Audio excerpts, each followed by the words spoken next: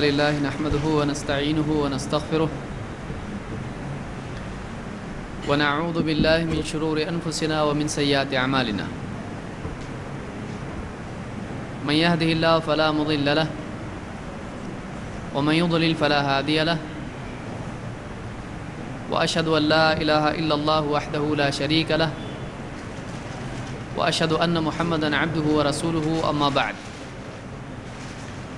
فإن خير الحديث كتاب الله وخير الهدي هدي محمد صلى الله عليه وسلم وشر الأمور محدثاتها وكل محدثة بدعة وكل بدعة ضلالة وكل ضلالة في النار.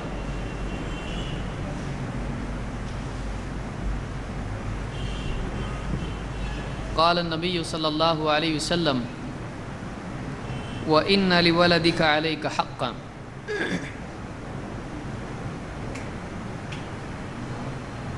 اللہ تعالیٰ کی نعمتوں میں سے ایک نعمت یہ بھی ہے کہ اللہ تعالیٰ کسی کو اولاد عطا فرمائے.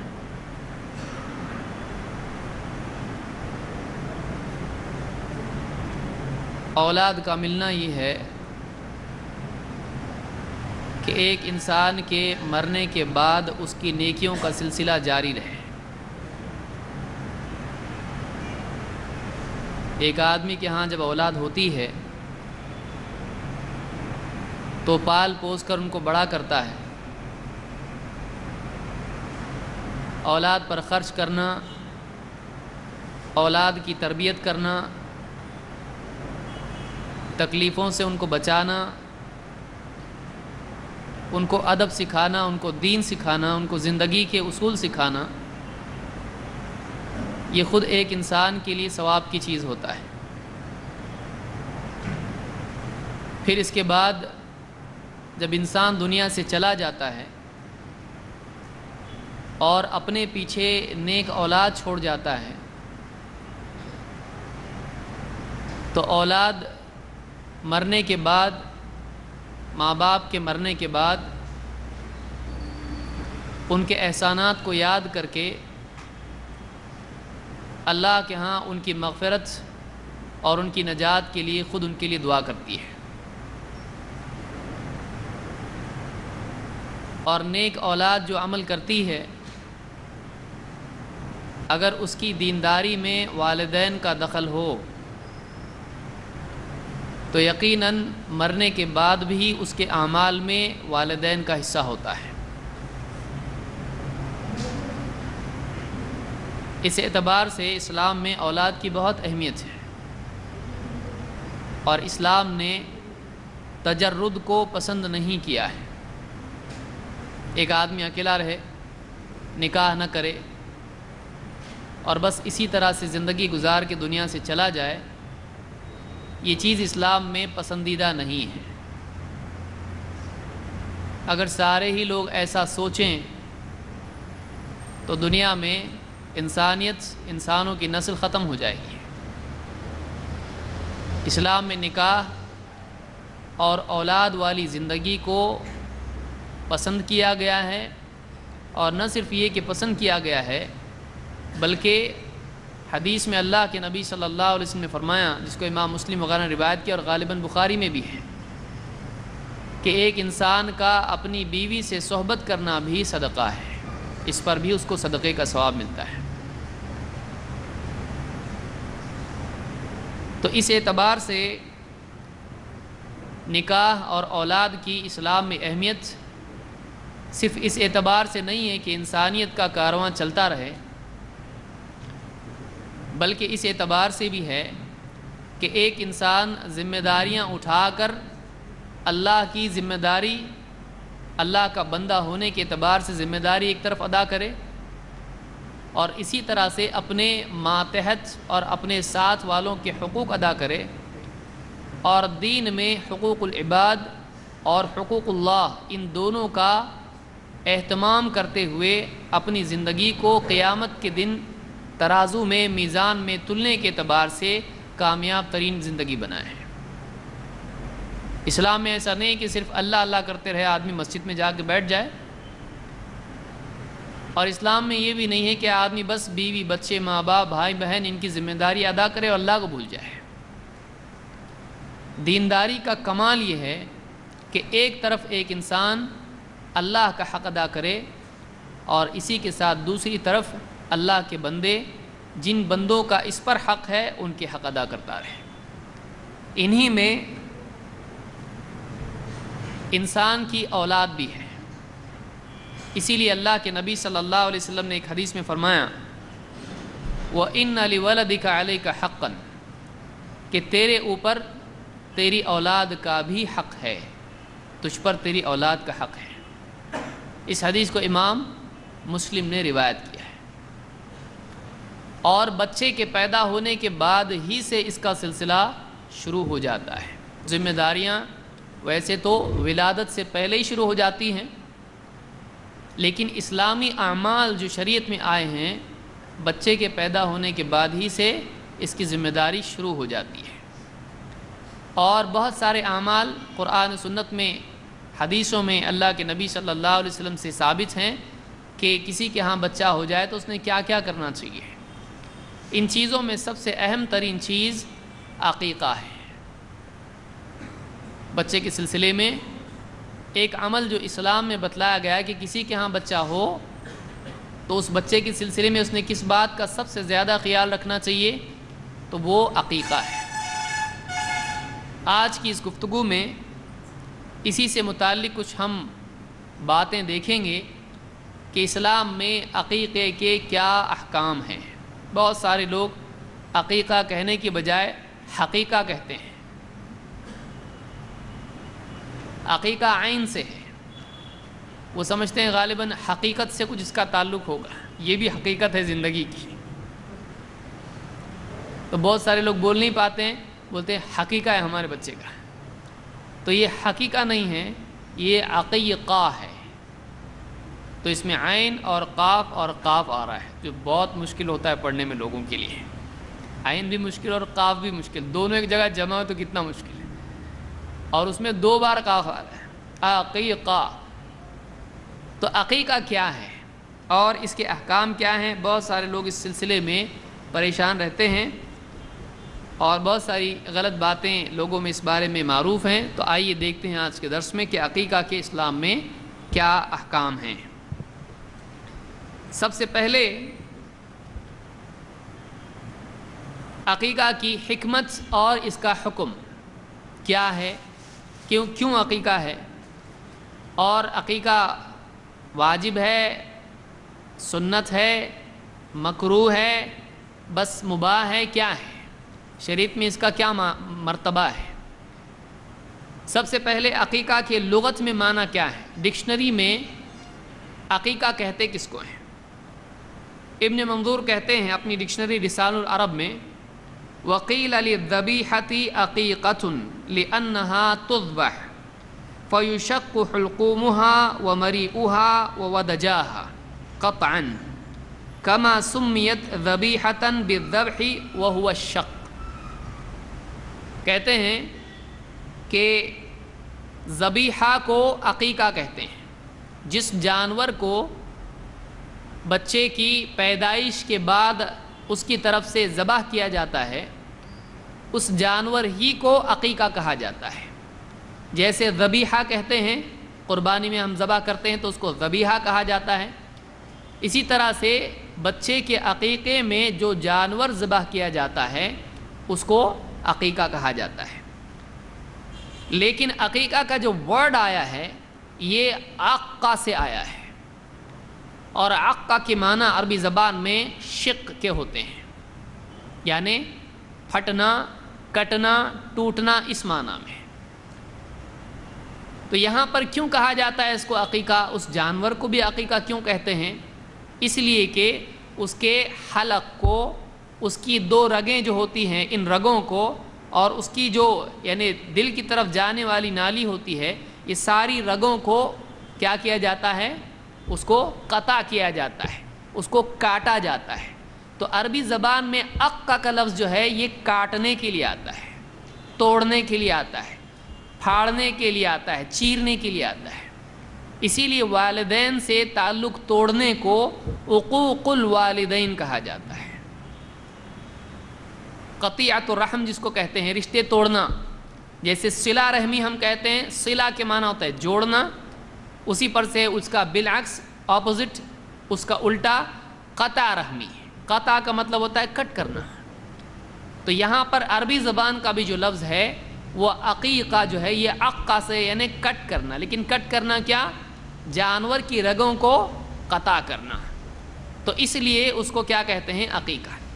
ایک معنی علماء نے یہ بھی کہے ہیں، الجوہری اپنی کتاب الصحاح میں کہتے ہیں، یہ بھی ڈکشنری عربی زبان کی، کہتے ہیں وَشَعْرُ كُلِّ مَوْلُودٍ مِنَ النَّاسِ وَالْبَهَائِمِ الَّذِي يُولَدُ عَلَيْهِ عَقِيقَةٌ، چاہے انسان کا بچہ ہو یا جانور ہو، جب وہ پیدا ہوتا ہے تو اس پر کچھ بال ہوتے ہیں، تو ان بالوں کو بھی کیا کہا جاتا ہے؟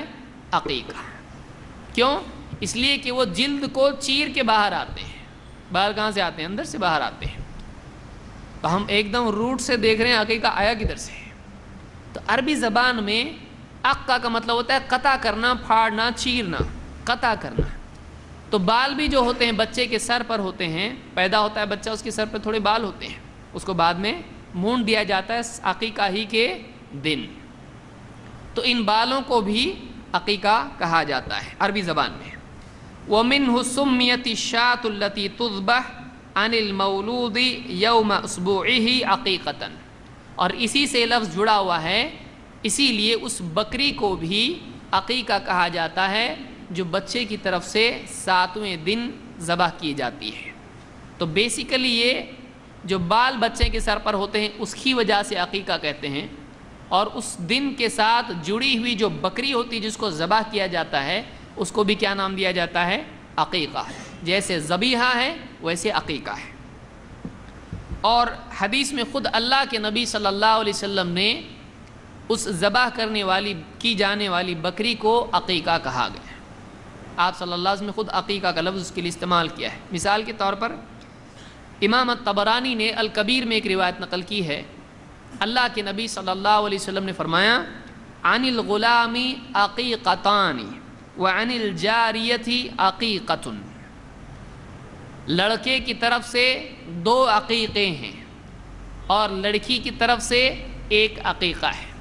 آپ بولیں گے نیا معلوم پڑا اپنے کو کہ 1 عقیقہ کرنا کہ 2، تو عقیقہ بنیادی طور پر ایک ہی ہے، لیکن یہاں پر جو عقیقتان کا لفظ آیا ہے یعنی 2 ذبح کیے جانے والے جانور لڑکے کی طرف سے، اور 1 جانور کس کی طرف سے؟ لڑکی کی طرف سے، یعنی اس ہر جانور کو کیا کہا گیا؟ عقیقہ، کہ لڑکے کی طرف سے 2 عقیقے یعنی 2 بکریاں اور لڑکی کی طرف سے 1، تو اس جانور کو جو ذبح کیا جاتا ہے عقیقے میں اس کو بھی عقیقہ کہا جاتا ہے۔ اسی پر سے یہ نام بن گیا کہ عقیقہ، لڑکے کا عقیقہ یا لڑکی کا عقیقہ۔ تو یہ طبرانی کی روایت ہے اور یہ صحیح روایت ہے۔ عقیقہ کا عمل اسلام سے پہلے جاہلیت میں بھی تھا۔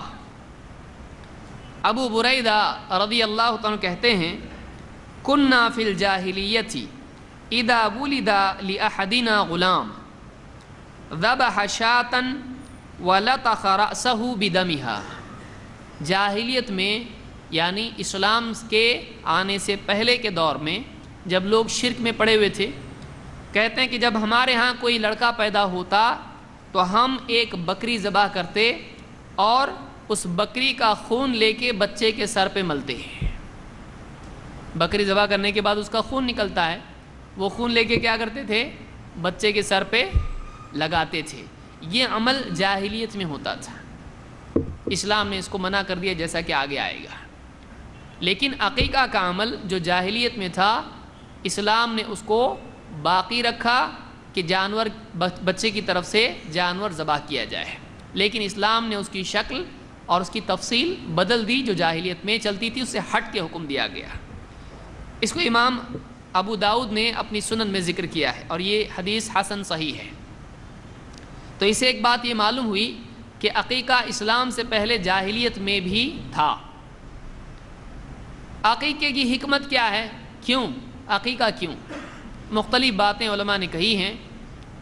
ایک بات یہ ہے کہ عقیقہ بچے کی پیدائش پر خوشی میں ہوتا ہے، جیسے ولیمہ نکاح کی خوشی میں ہوتا ہے۔ بچہ پیدا ہوا، خوشی کے طور پر، شکر کے طور پر اس کو کیا جاتا ہے۔ ایک جواب یہ بھی ہے کہ رشتہ داروں سے صلہ رحمی کا ذریعہ ہے کہ بچے کی خوشی میں سب جمع ہوتے ہیں، اور جمع ہونے کی وجہ سے آپس میں رشتہ اور مضبوط ہوتا ہے۔ لیکن حدیث میں اس کی مصلحت جو بتائی گئی ہے وہ اس سے آگے ہے، اور اس کا تعلق رشتہ داروں سے، والدین سے زیادہ بچے سے ہے۔ اللہ کے نبی صلی اللہ علیہ وسلم فرماتے ہیں الغلام مرتہن بعقیقتہ، بچہ اپنے عقیقے کی وجہ سے مرتہن ہوتا ہے۔ مرتہن، رہن آپ جانتے ہیں، گروی رکھنے کو کہتے ہیں۔ جو بچہ پیدا ہوتا ہے وہ ایسا ہوتا ہے جیسے گروی رکھا ہوا ہے، جب تک کہ اس کا عقیقہ نہ کیا جائے۔ عقیقہ کرو، اپنا بچہ چھڑاؤ۔ تو بچہ جو ہے، حدیث میں ہے الغلام مرتہن بعقیقتہ، کہ بچہ عقیقے کی وجہ سے یا عقیقے کے بدلے گروی رکھا ہوا ہوتا ہے۔ فَأَحْرِقُ عَنْهُ الدَّمَ، تو اپنے بچے کی طرف سے خون بہاؤ، اور وَأَمِيطُ عَنْهُ الْأَذَى، اور اس سے تکلیف، گندگی کو دور کرو۔ تو یہاں پر ایک بات بتائی، بچہ مرتہن ہوتا ہے، گروی رکھا ہوا ہے وہ، جب تک کہ عقیقہ اس کا نہیں ہوتا۔ گروی رکھا ہے، عقیقہ کرو، اپنا بچہ چھڑا لو۔ دوسری بات فَأَحْرِقُ عَنْهُ الدَّمَ، تو اس کی طرف سے خون بہاؤ۔ اسی لیے یہاں پر ابن قیم کہتے ہیں کہ یہ بچے کا بدل ہوتا ہے جانور۔ جو جانور ہے، بچہ گروی ہے، اس کو چھڑانا ہے، جانور ذبح کرو، اپنا بچہ لو۔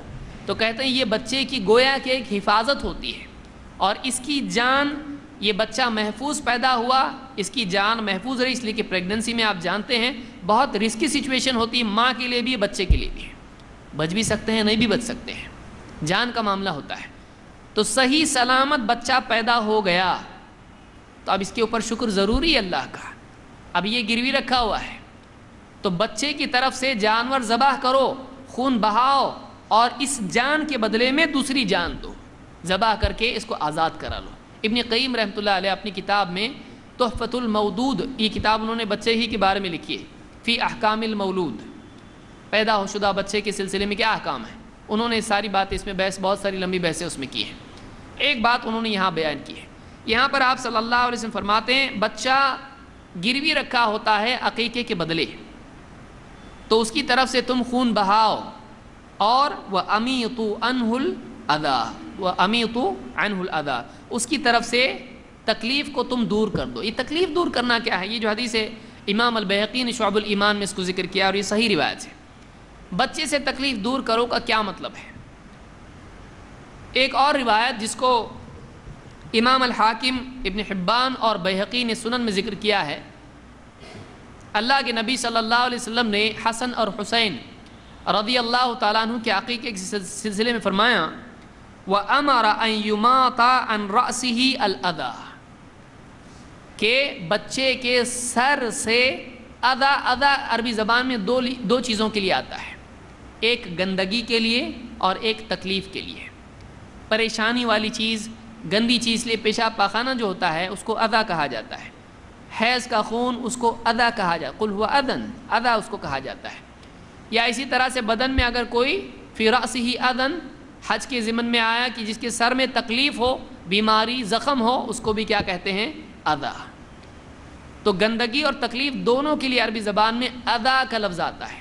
تو یہاں پر آپ نے فرمایا وَأَمَرَ أَن يُمَاطَ عَنْ رَأْسِهِ اذًا، کہ بچے کے سر سے تکلیف، گندگی کو دور کر دو۔ تو معلوم ہوا کہ جو سر مونڈا جاتا ہے 7ویں دن، یہ بھی عقیقے کے ساتھ کیا ہے؟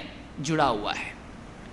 تو 7ویں دن یہ حکم ہوتا ہے کہ بچے کا عقیقہ ہو، جیسا کہ آگے آئے گا، اور اس کے سر سے جو پیدائش کے بال ہوتے ہیں ان کو مونڈ دیا جائے۔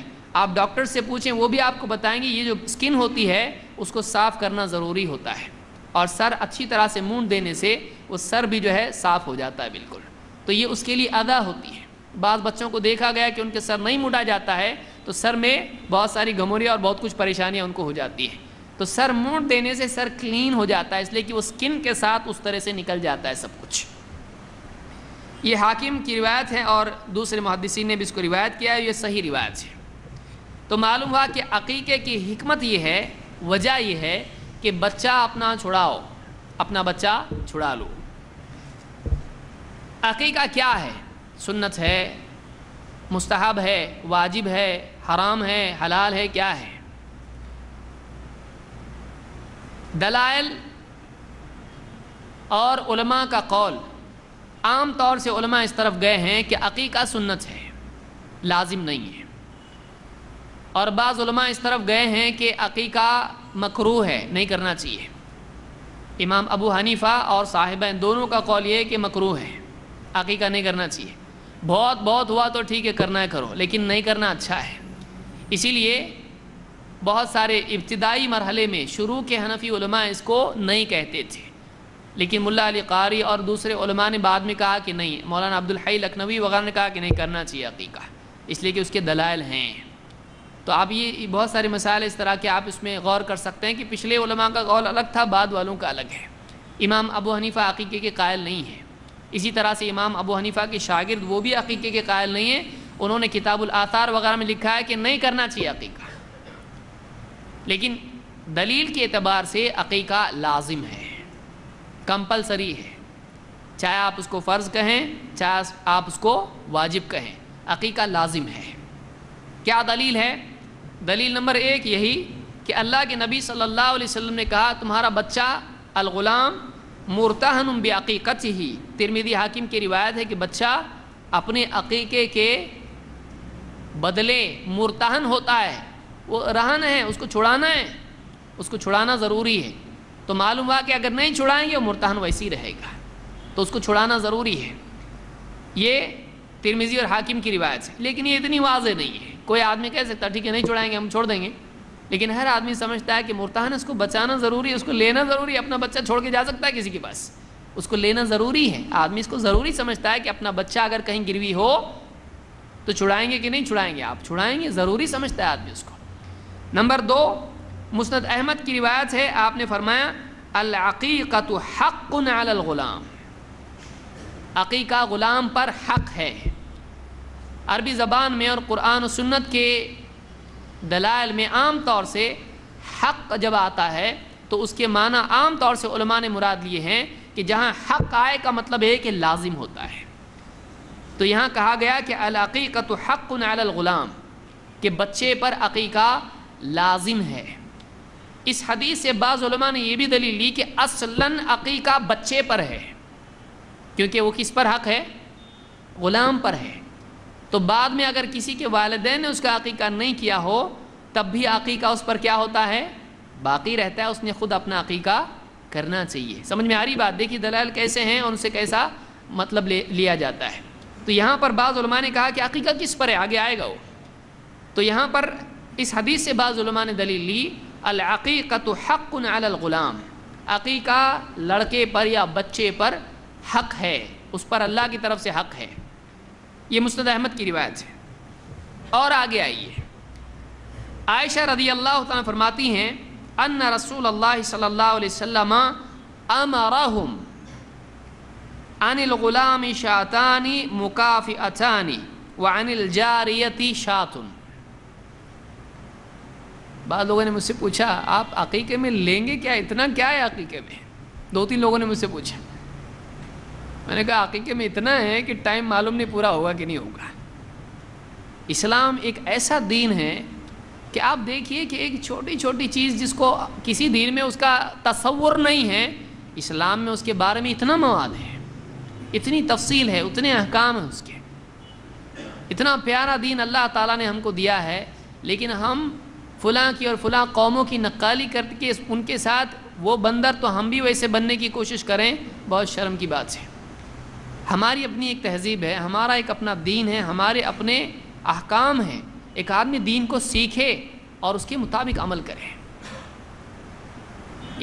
عقیقہ ہے اس کے بارے میں اتنا ہے، اور بہت اس کے اندر ختنہ کا تو لیا نہیں میں نے کچھ، اور اس کے الگ اس کا ایک درس الگ لینا پڑے گا.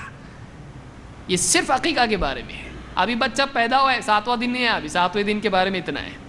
اب 7 دن کے بعد جب وہ آگے بڑھے گا، اس کے دودھ کے مسائل، اس کے نسب کے مسائل، اس کے نام کے معاملات، وہ مستقل ہر موضوع کا ایک درس ہے. یاد رکھیے اس کو.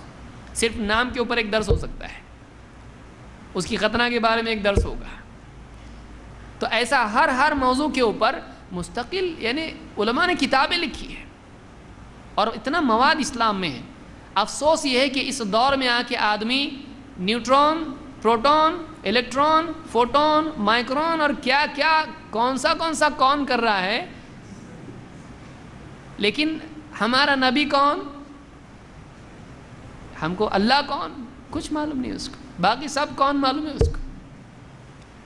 تو آج اس دور میں آ کے جب ایک انسان ایٹم کو توڑ کے اور اندر جا رہا ہے لیکن دین چھوڑ کے جا رہا ہے. صحیح ہے، ایٹم کو توڑ کے اس کے اندر جا رہا ہے، دین چھوڑ کے باہر جا رہا ہے.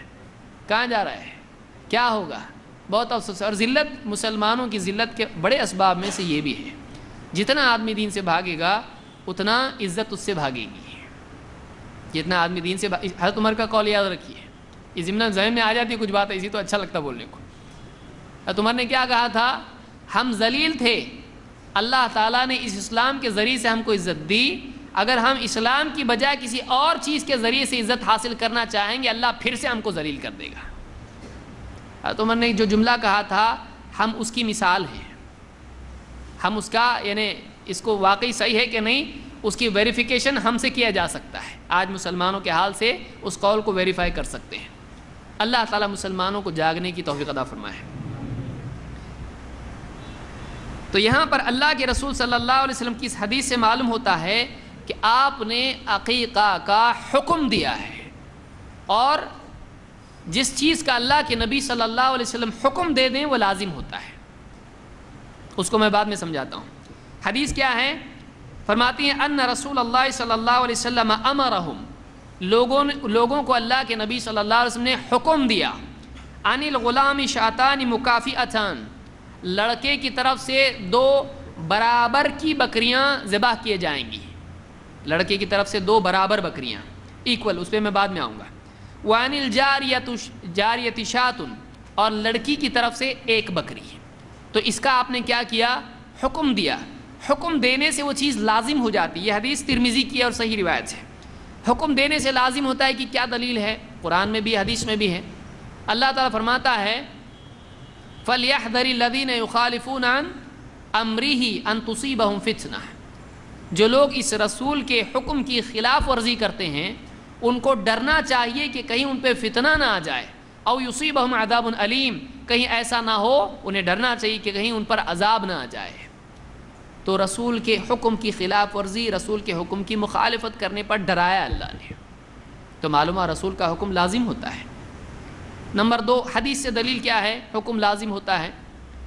اللہ کے نبی صلی اللہ علیہ وسلم نے فرمایا لولا ان اشق علی امتی لامرتهم بالسواک عند کل صلاۃ، اگر میری امت پر مشقت کا ڈر نہیں ہوتا، اگر یہ ڈر نہیں ہوتا کہ امت پر یہ چیز بہت بھاری ہو جائے گی، عمل کرنا مشکل ہو جائے گا، عمل نہیں کریں گے تو گناہ گار ہو جائیں گے، اگر امت پر مشقت کا ڈر نہیں ہوتا تو میں ہر نماز کے وقت ان کو مسواک کا حکم دیتا.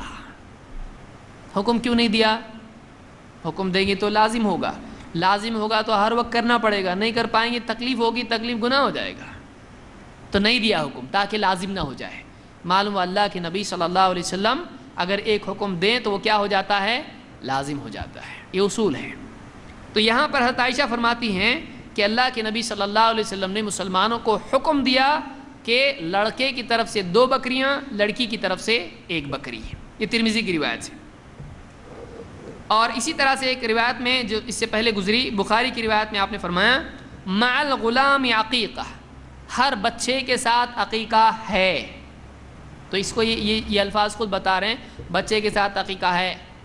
مع الغلام عقیقہ، ہر بچے کے ساتھ عقیقہ ہے. فأہریقوا عنہ دما، تو اس کی طرف سے خون بہاؤ، یہ حکم ہے. بچے کی طرف سے کیا کرو؟ خون بہاؤ۔ اس کو امام البخاری نے روایت کیا ہے۔ اس حدیث سے بعض لوگوں نے دلیل لی کہ بس خون بہانا کافی ہے، پھر چاہے وہ چھوٹا جانور ہو، بڑا جانور ہو، کچھ بھی ہو، چاہے حصہ ہو، میں اس پہ آگے آؤں گا۔ لیکن یہ دلیل یاد رکھیں، آگے جا کے ہم اس کا محاسبہ کریں گے کہ واقعی یہ معنی ہے یا نہیں ہے۔ بعض علماء یہ کہتے ہیں کہ نہیں، عقیقہ واجب نہیں ہے، عقیقہ مستحب ہے۔ ان کی کیا دلیل ہے؟ کیونکہ ہم وہ بھی دیکھیں گے تو بات واضح ہو جائے گی۔ عبداللہ ابن عمر رضی اللہ عنہ فرماتے ہیں سئل رسول اللہ صلی اللہ علیہ وسلم عن العقیقہ، اللہ کے رسول صلی اللہ علیہ وسلم سے عقیقہ کے بارے میں پوچھا گیا۔ فقال لا يحب اللہ العقوق، آپ نے فرمایا کہ اللہ تعالیٰ عقوق کو پسند نہیں کرتا ہے۔ یہی وہ دلیل ہے جس کی وجہ سے بعض علماء اس طرف گئے کہ عقیقہ مکروہ ہے، لیکن انہوں نے اس کو سمجھنے میں غلطی کی ہے۔ عقوق اور عقیقہ میں زمین آسمان کا فرق ہے، دونوں ایک روٹ ورڈ سے نکلے ہیں، لیکن عقوق کا مطلب ہوتا ہے رشتہ داری توڑنا، اور عقیقہ کا مطلب ہوتا ہے کہ بچے کے پیدا ہونے کے بعد جانور کی رگیں کاٹنا، خوشی میں اس کو آزاد کرانے کے لیے۔ آپ صلی اللہ علیہ وسلم نے یہ نہیں کہا کہ عقیقہ میں پسند نہیں کرتا، کیونکہ یہ جو دلائل ہم نے دیکھے ہیں، یہ دلائل کیا ہیں؟ خود بتا رہے ہیں کہ آپ نے حکم دیا ہے اس کا اور آپ نے عمل کیا اس کے اوپر۔ اسی لیے بعض اوقات آدمی کیا ہوتا ہے، یہ ایک بہت بڑی گمراہی اور غلطی ہوتی ہے تحقیق کی، کہ ایک آدمی ایک چیز کو پکڑ کے اس کو لٹک جائے اور باقی ساری چیزیں کیا کرے؟ چھوڑ دے۔ ہم کو حکم کیا ہے؟ وَمَا آتَاكُمُ الرَّسُولُ فَخُذُوهُ وَمَا نَهَاكُمْ عَنْهُ فَانْتَهُوا، کہ جو کچھ رسول تم کو دے دیں وہ لے لو، اور جسے منع کریں اس سے رک جاؤ۔ تو جو رسول دیں وہ لے لو، یعنی ایک حدیث لو، ایک درجن لو، 555 حدیثیں لو، 786 حدیثیں لو، کتنی؟ جو دیں سب لو۔ اس لیے ہم ساری حدیثیں لیتے ہیں، تو اس حدیث کو اکیلے اٹھا لینا اور بھاگتے چھٹنا یہ صحیح نہیں ہے، بلکہ اس کے ساتھ دوسری حدیثیں ہیں، ان کو بھی ملا کے دیکھیں کہ میننگ کیا ہے۔ یہاں اللہ کے نبی صلی اللہ علیہ وسلم سے جب عقیقہ کے بارے میں پوچھا گیا تو عقیقہ کا لفظ چونکہ کنفیوژن پیدا کر سکتا ہے عقوق کے ساتھ میں، تو آپ نے بتایا اللہ عقوق کو پسند نہیں کرتا ہے، لیکن آگے آپ نے کیا فرمایا؟ آپ نے فرمایا کأنہ، صحابی خود کہتے ہیں کأنہ کرہ الاسم، آپ نے عقوق کا لفظ پسند نہیں کیا، آپ نے عقیقہ کا لفظ پسند نہیں کیا۔ یعنی یہ جو میننگ اس سے نکل رہے ہیں قطع ہونے کے، آپ نے صحابہ کو واضح کر کے بتایا کہ قطع رحمی اسلام میں نہیں ہے، رشتے توڑنا اسلام میں نہیں ہے۔ لیکن آگے آپ نے کیا کہا؟ آپ نے فرمایا من ولد لہ ولد فأحب ان ينسک عنہ، جس کے ہاں بچہ پیدا ہو اور وہ اس بات کو پسند کرے کہ اس کی طرف سے قربانی کرے، یعنی عقیقے والی، جس کے ہاں بچہ پیدا، آپ سمجھ لیجیے دلیل کو، جس کے ہاں بچہ پیدا ہو اور وہ پسند کرے کہ اس کی طرف سے قربانی کرے عقیقے والی، فَلْيَنْسُكْ عَنِ الْغُلَامِ، تو وہ لڑکے کی طرف سے عقیقہ کرے، یعنی وہ بچے کی طرف سے عقیقہ کرے۔ یہ سنن ابی داؤد اور نسائی کی روایت۔ اس کو بعض علماء نے دلیل بنا کے کہا اس سے معلوم ہوتا ہے عقیقہ لازم نہیں ہے، اور بعض علماء نے دلیل لی جیسے احناف ہیں ابتدائی دور کے، انہوں نے کہا اس سے معلوم ہوتا ہے مکروہ ہے، نہیں کرنا چاہیے۔ ہم کہتے ہیں مکروہ کا قول مردود ہے، کیوں؟ اس لیے کہ آپ صلی اللہ علیہ وسلم کر رہے ہیں اور حکم دے رہے ہیں، تو مکروہ کا حکم آپ نہیں دیں گے، اس سے ملا کے اس کو دیکھنا پڑے گا۔ دوسرے علماء کہتے ہیں کہ یہ مستحب ہے، لازم نہیں ہے۔ ہم کہیں گے ان دلائل میں ہے کہ حکم دیا، اور اگر اس کو یہ مان لیں کہ یہاں پر ایسا ہے کہ جس کو جو پسند کرے وہ کرے، جس کو نہیں کرنا ہو نہ کرے، ایسا مطلب نکلتا گیا، تو آپ دیکھیں کہ حج کے بارے میں بھی ایسا ہی ہے۔ حج کے بارے میں کیا ہے؟ من اراد الحج فلیتعجل، جو حج کا ارادہ کرے، جو حج کرنا چاہے وہ جلدی کرے۔ تو حج فرض ہے کہ مستحب ہے؟ جس کے پاس مال ہے اس پر حج فرض ہے کیا کہ یہ تو بھی چلتا، نہیں کہ یہ تو بھی چلتا، کیا ہے؟ فرض ہے، اسلام کے ارکان میں سے۔ لیکن الفاظ کیا ہیں؟ جو حج کا ارادہ کرے وہ جلدی کرے۔ تو کسی ایک دلیل سے پوری بات ثابت ہوتی ہے؟ نہیں، بقیہ دلیلوں سے بھی ملا کے اس کو دیکھنا پڑتا ہے کہ لوگوں پر حج کرنا لازم ہے، اللہ تعالیٰ نے کہا ہے۔ تو ساری دلیلوں کو ملا کے دیکھنا پڑتا ہے. تو یہاں پر بھی عقیقہ کے بارے میں جو حکم کی دلیلیں ہیں وہ زیادہ قوی ہیں. اور اس حدیث سے معلوم ہوتا ہے کہ جیسے کہا گیا قرآن کریم میں بھی کہ جو چاہے وہ ایمان لائے، جو چاہے وہ کفر کرے. تو اس کا یہ مطلب نہیں کہ جو چاہے وہ کرے. یہاں یہ بتایا جا رہا ہے جس کو کرنا ہے کرو، نہیں کرنا ہے تمہاری مرضی. یعنی کرنا ہے کرو، یہ اس معنی میں نہیں کہ اختیار ہے، یہ اس معنی میں ہے کہ جس کو پسند ہو کہ وہ اپنی اولاد کے لیے ایسا کرے وہ ضرور کرے. تو اس سے معلوم ہوتا ہے کہ یہاں ترغیب وجوب کے اعتبار سے ہے. تو اس حدیث سے ثابت ہوا کہ اس میں استحباب نہیں ہے بلکہ وجوب ہے. اور بچے کا مرتہن ہونا خود اس کو مزید واضح کرتا ہے کہ بچہ مرتہن ہوتا ہے. یہ اس اعتبار سے ہے کہ بچہ یعنی اس کو چھڑانا ضروری ہے. ٹھیک ہے بھائی مستحب ہے بچے کو چھڑاؤ، نہیں مت چھڑاؤ، کوئی کہے گا اس طرح سے نہیں کہے گا.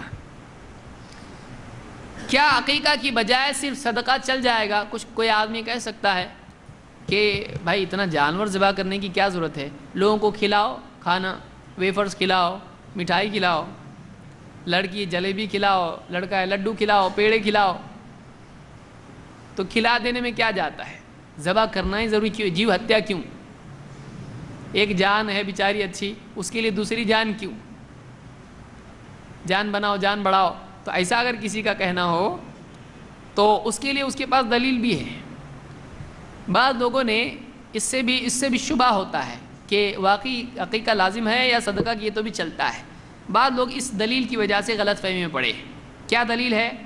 ان ابی رافع، ابو رافع سے روایت ہے، مولا رسول اللہ صلی اللہ علیہ وسلم، جو مولا ہیں اللہ کے رسول صلی اللہ علیہ وسلم کے، ان الحسن ابن علی لما ولد، جب حضرت علی کے بیٹے حسن پیدا ہوئے، ارادت امہ فاطمۃ ان تعق عنہ بکبشین، حضرت علی کی بیوی آپ صلی اللہ علیہ وسلم کی بیٹی فاطمہ رضی اللہ تعالیٰ نے ان کی طرف سے 2 بکریاں یا 2 بھیڑ ذبح کرنے کا، مینڈے ذبح کرنے کا ارادہ کیا.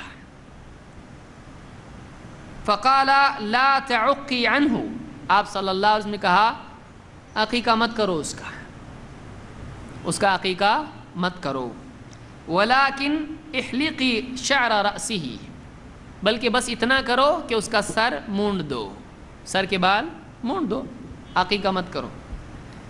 ثم تصدقی بوزنہ من الورق فی سبیل اللہ، اور جو وزن ہو بالوں کا اس کے بقدر اللہ کی راہ میں کچھ صدقہ کر دو. یعنی چاندی، ورق چاندی کو کہتے ہیں، اس کے بدلے کیا کرو؟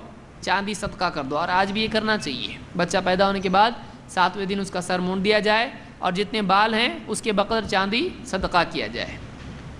ثم ولد حسین بعد ذلك، اس کے بعد حسین رضی اللہ تعالیٰ عنہ پیدا ہوئے. فصنعت مثل ذلك، تو انہوں نے ان کی پیدائش پر بھی ایسا ہی کیا. حضرت حسین کی پیدائش پر بھی ایسا ہی کیا، یعنی ان کا سر مونڈ کی چاندی اس کی بقدر صدقہ کی. اس کو امام احمد طبرانی اور بیہقی نے روایت کیا ہے. اس حدیث سے شبہ ہوتا ہے کہ اللہ کے نبی صلی اللہ علیہ وسلم نے منع کیا، کہا کہ مت کرو عقیقہ. تو عقیقہ کرنا کہ نہیں کرنا؟ لیکن اس حدیث میں دیکھیے، اسی لیے ہم کیا کہتے ہیں، میں اس سے پہلے بھی جو کہا یاد رکھیے کہ ایک حدیث اٹھا کے لے لینا اور اسی کو دین بنا لینا یہ صحیح نہیں ہے. بہت ساری حدیثوں کو جمع کر کے ان کو دیکھنا ضروری ہے اور اس سے نتیجہ نکالا جاتا ہے. اس حدیث سے تو معلوم ہو رہا ہے کہ دیکھیے آپ نے منع کیا تو پھر کرنا چاہیے کہ نہیں. آگے بڑھتے ہیں. کیوں آپ نے منع کیا تھا؟ وجہ کیا تھی منع کرنے کی؟ عقیقہ نہیں کرنا چاہیے یا کچھ اور وجہ تھی؟ وجہ اس کی ایک اور روایت میں آئی ہے.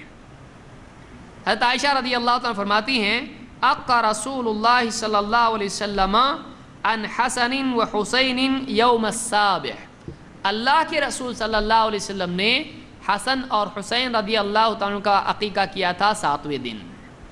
وسماہما، اور ان کا نام بھی رکھا. وامر ان یماط عن رأسہ الاذی، اور یہ حکم دیا کہ ان کے سر سے بال مونڈ دیے جائیں 7ویں دن. تو حضرت فاطمہ کو منع کیوں کیا؟ تم مت کرو. کیوں منع کیا تھا؟ میں کر رہا ہوں. سمجھ میں آ رہی بات سے؟ یعنی حسن اور حسین رضی اللہ تعالیٰ عنہ کا جو نواسے ہیں آپ صلی اللہ علیہ وسلم کے، ان کا جو عقیقہ ہے آپ نے حضرت فاطمہ کو کہا تم مت کرو، کیونکہ آپ بہت محبت کرتے تھے دونوں سے، آپ نے کہا تم مت کرو. تو یہ مت کرو کیوں؟ کرنا ہی نہیں ہے، اتنی ساری حدیثوں کا کیا کریں گے؟ دیکھیے حدیثوں کو جمع کیا جاتا ہے، اس حدیث کا جو کویشچن اور ڈاؤٹ تھا وہ اس حدیث میں کیا ہو جاتا ہے؟ کلیئر ہوتا ہے، اور آگے بھی آ رہا ہے بہت کچھ. تو اللہ کے نبی صلی اللہ علیہ وسلم نے ان کو اس لیے منع کیا کیونکہ خود آپ چاہتے تھے کہ آپ کریں. یہ وجہ نہیں تھی کہ حضرت فاطمہ کے پاس پیسے نہیں تھے یا ان کے پاس کچھ مجبوری تھی، ایسی کوئی دلیل ہم کو نہیں ملتی ہے. تو اس سے علماء نے یہ بھی مسئلہ لیا کہ اگر گھر کا کوئی بڑا کرنا چاہے باپ کی بجائے، دادا جان چاہتے ہیں میرے پوتے ہیں میں کروں گا ان کا، تو چلتا ہے. تو کوئی بھی اگر رشتہ دار کرنا چاہے جو بڑا ہو گھر کا تو باپ کی بجائے وہ بھی کر سکتا ہے، جیسا کہ خود اللہ کے نبی صلی اللہ علیہ وسلم نے اپنے نواسوں کا عقیقہ کیا تھا. یہ حدیث امام الحاکم، ابن حبان اور بیہقی نے روایت کی ہے اور یہ صحیح روایت ہے. اسی سے یہاں یہ سوال پیدا ہوتا ہے کہ واقعی عقیقہ ہے کس کے اوپر؟ تو اس سے ایک تو پہلے روایت ہم نے دیکھی کہ وہ بچے پر ہے، لیکن حدیث سے اس سے پہلے ایک اور روایت ہم نے دیکھی، اس سے معلوم ہوتا ہے کہ اصلاً بچے پر ہے، لیکن بچہ چونکہ اس کو تو اپنا نام بھی معلوم نہیں، وہ کیا عقیقہ کرے گا؟ باپ کو بولے گا کر رہے کہ نہیں میرا عقیقہ؟ باپ بھاگ جائے گا. تو باپ کو ذمہ دار بنایا گیا ہے بچے کے سلسلے میں، تو اصلاً وہ بچے پر ہے لیکن اس کی کفالت باپ کے ذمہ ہوتی ہے، اس لیے باپ نے کرنا چاہیے. اسی لیے حدیث میں کیا ہے؟ ابو داؤد اور نسائی کی روایت میں من ولد له ولد فاحب ان ينسك عنه، جس کے ہاں بچہ پیدا ہو اور وہ یہ پسند کرتا ہو کہ اس کی طرف سے وہ عقیقہ کرے، فلینسک عن الغلام، تو بچے کی طرف سے باپ کیا کرے؟ غلام، یعنی غلام کی طرف سے، یعنی بچے، غلام عربی زبان میں بچے کے لیے آتا ہے. آپ بولیں گے غلام غلام بار بار آ رہے، بچہ بچہ بول رہے ہیں، تو غلام کی طرف سے عقیقہ ہے، بچے کی طرف سے نہیں، ایسا نہیں ہے. غلام عربی زبان میں کیا کہتے ہیں؟ بچے اور لڑکے کو کہتے ہیں. تو آپ نے فرمایا کہ جو آپ، اب ایک سوال آپ کے ذہنوں میں ابھی فوراً آیا ہوگا، پھر لڑکی کی طرف سے ہے کہ نہیں ہے، تو وہ بھی آگے آئے گا. تو آپ نے فرمایا کہ جس کے ہاں بچہ پیدا ہو، لڑکا بیٹا پیدا ہو، اور وہ پسند کرے اس کی طرف سے قربانی، اس کو چاہیے کہ وہ بچے کی طرف سے عقیقہ کرے. یہ روایت صحیح ہے، ابو داؤد و نسائی کی روایت ہے. تو ایک بات یہ معلوم ہوئی کہ اصل میں بچے پر ہے اور اس کی طرف سے باپ نے کرنا ہے. کیا باپ کی بجائے کوئی اور کر سکتا ہے؟ چچا ہے یا ماموں ہے، نانا ہے، دادا ہے. ایک تو دلیل آپ دیکھ چکے ہیں کہ خود اللہ کے نبی صلی اللہ علیہ وسلم نے حسن اور حسین رضی اللہ عنہ کی طرف سے عقیقہ کیا تھا. بعض علماء نے کچھ اور روایتوں کی بنیاد پر کہا کہ کوئی بھی کرے تو عقیقہ ہو جاتا ہے. کیوں؟ اس لیے کہ حدیث میں کیا ہے؟ کل غلام رہینۃ بعقیقتہ، ہر بچہ اپنے عقیقے کے بدلے گروی ہوتا ہے. یذبح عنہ یوم سابعہ، تو 7ویں دن اس کی طرف سے جانور ذبح کرنا چاہیے. ویحلق رأسہ ویسمى، اور اس کا سر موڑنا چاہیے اور اس کا نام رکھنا چاہیے. تو علماء نے کہا کہ اگر وہ گروی ہے تو باپ کی بجائے کوئی اور چھڑائے تو گروی سے نکل سکتا ہے کہ نہیں نکل سکتا ہے. جہاں پر یہ کہا گیا کہ رہینت ہے، اور حدیث میں یہ نہیں آیا کہ کس نے کرنا چاہیے، بلکہ یہاں پر آیا کہ اس کی طرف سے عقیقہ کیا جائے. تو اس طرح کا جو اشارہ ہے کہ بچے کی طرف سے عقیقہ کر دیا جائے کیونکہ وہ گروی ہے، یہ بتاتا ہے کہ کوئی نہ کوئی اس کو چھڑا لے. اسی لیے عام طور سے علماء نے کہا اس میں کوئی خلاف نہیں ہے کہ کوئی بھی اگر دوسرا بچے کی طرف سے، چچا، نانا، بلکہ کوئی رشتہ دار اگر اس کی طرف سے عقیقہ کرتا ہے تو اس کا عقیقہ ادا ہو جاتا ہے، کوئی حرج اس میں نہیں ہے. اسی لیے بعض لوگ پوچھتے ہیں کہ بیوی کا عقیقہ کر سکتے کیا؟ تو اگر کسی کا عقیقہ نہیں ہوا ہے اور شوہر اس کی طرف سے کر دیتا ہے تو یہ ادا ہو جاتا ہے، اس نے چھڑا لیا. یہ حدیث مسند احمد، ابو داؤد، نسائی، ابن ماجہ اور حاکم میں موجود ہے. ایک اور روایت ہے جس میں مزید وضاحت ہوتی ہے، کیونکہ پچھلی روایت سے دوسری کتاب میں روایت ہے. ابن عباس رضی اللہ عنہ کہتے ہیں، پچھلی حضرت عائشہ کی تھی، یہ حضرت ابن عباس کی روایت ہے.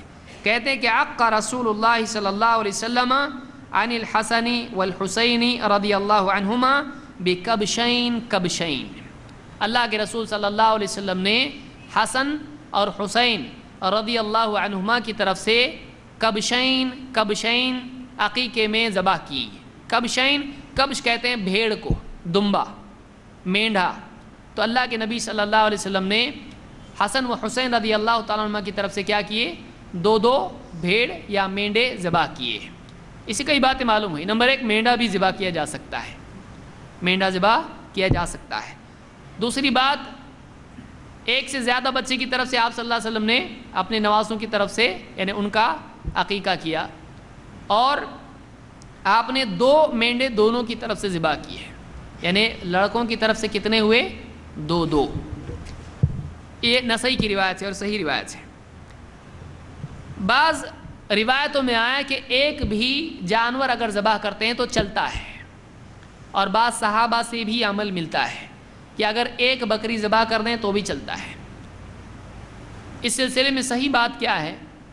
صحیح بات یہی ہے کہ اللہ کے نبی صلی اللہ علیہ وسلم کا حکم اور آپ صلی اللہ علیہ وسلم کا عمل دونوں یہ بتاتے ہیں کہ 2 بکریاں ہونی چاہیے. بکرے یا بکری وہ آگے ہم آئیں گے. یعنی 2 جانور ایک بچے کی طرف سے ہونے چاہیے، لڑکے کی طرف سے، اور لڑکی کی طرف سے 1 ہونا چاہیے. یہ فرق اسلام نے رکھا ہے، لڑکی کی طرف سے 1 اور لڑکے کی طرف سے 2. لیکن بعض روایتوں میں آیا ہے، جہاں تک کہ صحابہ کا معاملہ ہے، ہم یہ بعض علماء اس طرف گئے ہیں کہ نہیں، وہ صحابہ کا قول ہے اور اللہ کے نبی صلی اللہ علیہ وسلم کے حکم کو ترجیح دی جائے گی. کیونکہ قرآن میں کیا ہے؟ لا تقدموا بین یدی اللہ ورسولہ واتقوا اللہ. اللہ اور اس کے رسول سے آگے مت بڑھو، اللہ سے ڈرو. تو معلوم ہوا کہ کسی صحابی کا فتویٰ ہو اور اللہ کے نبی صلی اللہ علیہ وسلم کا حکم ہو تو ترجیح کس کو دی جائے گی؟ اللہ کے نبی صلی اللہ علیہ وسلم کو، آپ کے حکم کو. کیوں؟ اس لیے کہ ہو سکتا ہے ان تک یہ بات نہیں پہنچی ہو، یا ہو سکتا ہے انہوں نے کسی تعویل کی وجہ سے یہ سمجھا ہو کہ یہ بھی چلتا ہے، کسی تعویل کی وجہ سے یہ سمجھا ہو کہ یہ بھی چلتا ہے، اجتہاد کی وجہ سے انہوں نے اس طرح سے سمجھا ہو. ایسی کئی مثالیں میں دے سکتا ہوں، درس لمبا ہو جائے گا. جو آدمی کہے کہ نہیں ایسا کیسا، آپ دیکھیے کہ احناف ہی میں قصر کرنا کیا ہے؟ واجب ہے کہ مستحب ہے؟ جائز ہے؟ کیا ہے؟ امام شافعی کہتے ہیں کہ قصر کرنا جائز ہے، اور اگر کوئی سفر میں پوری نماز پڑھتا ہے تو بھی چلتا ہے. اگر سفر میں ظہر کی نماز، بعضوں کو قصر ہی معلوم نہیں ہوگا، اگر سفر میں کوئی آدمی جاتا ہے تو اس پر ظہر کی نماز 4 رکعت نہیں بلکہ 2 رکعت پڑھنا فرض ہے. لیکن اس مسئلے میں اختلاف ہے. امام شافعی کہتے ہیں 2 نہیں 4 بھی پڑھا تو چلتا ہے، لیکن امام ابو حنیفہ رحمۃ اللہ علیہ کیا فرماتے ہیں؟ کہتے ہیں نہیں 4 نہیں، سفر میں وہ 4 ظہر نہیں پڑھ سکتا ہے، اور زیادہ ہے نہیں پڑھ سکتا ہے. وہ اس کو کتنی پڑھنی پڑیں گی؟ 2 ہی. 2 کمپلسری ہے، یہ امام ابو حنیفہ رحمۃ اللہ علیہ کہتے ہیں، اور ہم بھی اسی کو صحیح سمجھتے ہیں کہ کمپلسری کیا ہے؟ 2. کیوں؟ کیونکہ 2 ہی فرض ہوئی سفر میں، اور اللہ کے نبی صلی اللہ علیہ وسلم نے اپنے سفروں میں کبھی بھی 2 سے زیادہ نہیں پڑھی. یعنی ہمیشہ ظہر اور عصر آپ نے کتنی پڑھی؟ 2 ہی پڑھی ہے. لیکن حضرت عائشہ رضی اللہ تعالیٰ عنہ اور عثمان رضی اللہ تعالیٰ عنہ سفر میں 4 بھی پڑھتے تھے. تو اب حنفی حضرات اس کو تسلیم کرتے ہیں؟ نہیں، وہ نہیں مانتے اس کا. بولتے نہیں وہ ان کی تعویل تھی، اور روایت میں بھی خود ہے کہ فَأَوَّلَتْ كَمَا تَأَوَّلَ عثمان، یعنی اول عثمان، کہ جیسے عثمان رضی اللہ تعالیٰ نے تعویل کی تھی، حضرت عائشہ نے بھی کچھ تعویل اور اجتہاد کیا کہ چلتا ہے، یہ لازم نہیں ہے. وہ اس کو لازم نہیں سمجھتے تھے. تو بہت ممکن ہے کہ ایک صحابی کسی چیز کو اللہ کے نبی صلی اللہ علیہ وسلم دیکھے اور اس کو لازم نہ سمجھے، اس لیے کہ دوسرے دلائل سے معلوم پڑتا ہے کہ یہ لازم ہے، حکم ہے اللہ کے نبی صلی اللہ علیہ وسلم کا. تو صحابی کے قول پر، صحابی کے عمل پر اللہ کے نبی صلی اللہ علیہ وسلم کے حکم کو ترجیح دی جائے گی. بعض اگر اس کو بھی نہیں مانتے ہیں تو اور بہت سی روایت ہیں، میں ذکر کر سکتا ہوں لیکن ہمارا درس لمبا ہو جائے گا. صحابی کا، علماء کا احترام اپنی جگہ، سر آنکھوں پہ، لیکن اللہ کے نبی صلی اللہ علیہ وسلم کی بات سب سے اوپر ہے، سب سے اوپر. آپ کا قول اور آپ کا عمل ترجیح اس کو دی جائے گی. کوئی کہتا ہے نہیں ٹھیک ہے جائز ہے، بعض علماء اس طرف گئے کہ نہیں، صحابی کے عمل سے ثابت ہوتا ہے کہ یہ بھی جائز ہے. اگر اس قول کو بھی مان لیجئے، تسلیم کیا جائے، تب بھی سوال یہ پیدا ہوتا ہے کہ افضل کیا ہے. سمجھ میں آ رہی بات؟ اگر مان لیں چلو ٹھیک ہے یہ جائز ہے کہ ایک جانور چلتا ہے، تو یہاں سوال یہ پیدا ہوتا ہے کہ افضل پھر کیا ہے، واقعی سنت کیا ہے؟ تو اب اللہ کے نبی صلی اللہ علیہ وسلم کا حکم دیکھنے سے معلوم ہوتا ہے کہ آپ نے لڑکے کے لیے 2 اور لڑکی کے لیے 1 جانور ذکر کیا، حکم دیا، اور آپ صلی اللہ علیہ وسلم کا عمل بھی یہ بتاتا ہے کہ آپ نے اپنے نواسوں حسن اور حسین رضی اللہ تعالیٰ عنہ کی طرف سے 2 جانور ذبح کیے ہیں۔ تو اس سے معلوم ہوتا ہے قابل ترجیح یہ ہے کہ 2 ہی جانور ذبح کرنے چاہیے۔ نافع ابن عمر رضی اللہ تعالیٰ کہتے ہیں کہ عبداللہ ابن عمر رضی اللہ تعالیٰ عنہ کے بارے میں کہتے ہیں انہو کان یقول عن الغلام وعن الجاریتی شاتن شاتن، کہ لڑکا ہو یا لڑکی ہو دونوں کی طرف سے 1 بکری ذبح کرنا چاہیے۔ تو یہ ابن عمر کا فتویٰ ہے، یہ ابن ابی شیبہ میں روایت موجود ہے۔ اسی طرح سے ہشام ابن عروہ کہتے ہیں کہ ان اباہ عروہ ابن الزبیر، ان کے والد عروہ ابن زبیر کانا یعق عن بنیہ الذکور والاناث بشات شات، کہ عروہ ابن زبیر یہ اپنے بیٹے اور بیٹیوں کی طرف سے 1 بکری ذبح کرتے تھے۔ یہ امام مالک نے اپنی کتاب موطا میں ذکر کیا ہے۔ تو بہرحال یہ قابل احترام ہے، لیکن ہمارے لیے لقد کان لکم فی رسول اللہ اسوۃ حسنہ، تمہارے لیے اللہ کے رسول صلی اللہ علیہ وسلم میں بہترین نمونہ ہے، یہ اللہ نے ہم سے کہا ہے۔ اس لیے ہم کہتے ہیں کہ افضل بلکہ واجب یہی ہے کہ آدمی 2 جانور لڑکے کی طرف سے اور 1 جانور لڑکی کی طرف سے ذبح کرے۔ اور یہی بات حضرت عائشہ کی روایت سے بھی سامنے آتی ہے، فرماتی ہیں ان رسول اللہ صلی اللہ علیہ وسلم امرہم، اللہ کے رسول صلی اللہ علیہ وسلم نے ان کو حکم دیا، مسلمانوں کو حکم دیا، عن الغلام شاتان مکافئتان وعن الجاریۃ شاتن، کہ لڑکے کی طرف سے 2 بکریاں ذبح کی جائیں اور لڑکی کی طرف سے 1۔ یہ فرق کیا گیا، یہ ترمذی کی روایت اور صحیح روایت ہے۔ ایک روایت میں اور ڈاؤٹ پیدا ہوتا ہے، چونکہ تحقیقی اعتبار سے ہم دیکھ رہے ہیں، اس لیے ما لہو و ما علیہ دونوں دیکھنا پڑتا ہے کہ اس کی دلیل کیا ہے، اس کی دلیل کیا ہے، ہم ایسا دیکھتے ہیں اور پھر ہم نتائج پر پہنچنے کی کوشش کرتے ہیں تاکہ بات بالکل واضح ہو جائے۔ ایک روایت سے ایسا لگتا ہے کہ اللہ کے نبی صلی اللہ علیہ وسلم نے حضرت حسن حسین دونوں کی طرف سے 1 جانور ذبح کیا ہے، لیکن علماء نے اس روایت کو شاذ کہا ہے، یہ روایت صحیح نہیں ہے، یہ روایت ضعیف ہے۔ شاذ روایت کس کو کہتے ہیں؟ شاذ روایت اس روایت کو کہتے ہیں جس میں راوی معتبر ہوں لیکن اپنے سے زیادہ معتبر راویوں سے ہٹ کے روایت بیان کریں۔ راوی معتبر ہیں لیکن اور معتبر راوی کہہ رہے ہیں کہ نہیں ایسا نہیں، ایسا تھا۔ آپ بتائیے اللہ کے نبی صلی اللہ علیہ وسلم نے حسن و حسین کے کتنے عقیقے کیے؟ 1 سے زیادہ عقیقے ہوتے ہیں؟ نہیں، 1 ہی بار ہوتا ہے۔ تو ایک روایت میں آیا کہ ابن عباس فرماتے ہیں ان رسول اللہ صلی اللہ علیہ وسلم عق عن الحسن والحسین کبشن کبشن، اللہ کے رسول صلی اللہ علیہ وسلم نے حسن و حسین کی طرف سے 1 بکری ذبح کی عقیقے میں۔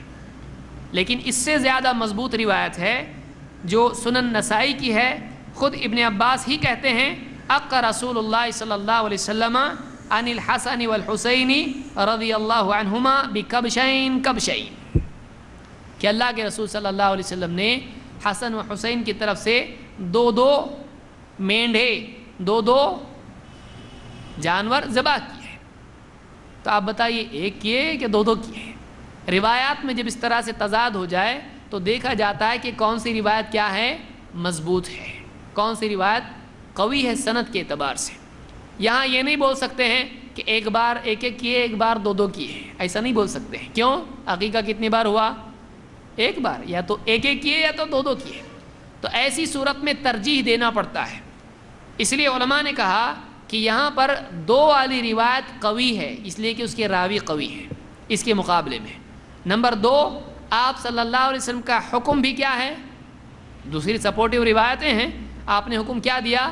لڑکی کی طرف سے 2، لڑکی کی طرف سے 1۔ تو آپ کا حکم آپ کا عمل دونوں ملانے سے معلوم ہوتا ہے کہ 2 کیا ہے؟ راجح ہے۔ سمجھ میں آ رہا ہے کیسا نتیجے پہ پہنچتے ہیں؟ تو اس سے یہ معلوم ہوتا ہے کہ یہ روایت زیادہ قابل ترجیح ہے کہ 2 جانور لڑکے کی طرف سے اور 1 لڑکی کی طرف سے. اور اس سے پہلے حضرت عائشہ کی اور ایک روایت گزر چکی ہے، اس میں بھی 2 ہی کا ذکر ہے، جس میں حضرت فاطمہ کو منع کیا اور آپ نے عقیقہ کیا. سوال یہ ہے کہ اگر کسی کے جڑواں بچے پیدا ہو تو وہ کیا کرے؟ آپ نے یہ تو سوچا ہی نہیں ہم نے کبھی، لیکن جس کے جڑواں ہوئے اس کو معلوم پڑتا ہے. اگر آج بولے ایک ساتھ 2 آئے نا تو ایک بار 2 چلیں گے کہ نہیں چلیں گے؟ تو ایسا نہیں ہے، بلکہ کسی کے ہاں اگر ایک ساتھ 2 بچے پیدا ہوں تو ہر ایک پر عقیقہ ہے. یعنی دونوں گروی ہو گئے نا ایک ساتھ، تو دونوں کو چھڑانے کا ایک لو ایک لاؤ ادھر، بہت ہو گیا ہم کو. تو اگر 2 ایک ساتھ بچے پیدا ہوں تو دونوں پر عقیقہ ہے. ایک کا عقیقہ کر کے دوسرا چھٹی نہیں ایک کی ٹکٹ پہ دوسرے کو چھٹی نہیں ملے گی. تو اس طرح سے دونوں کا عقیقہ ضروری ہے.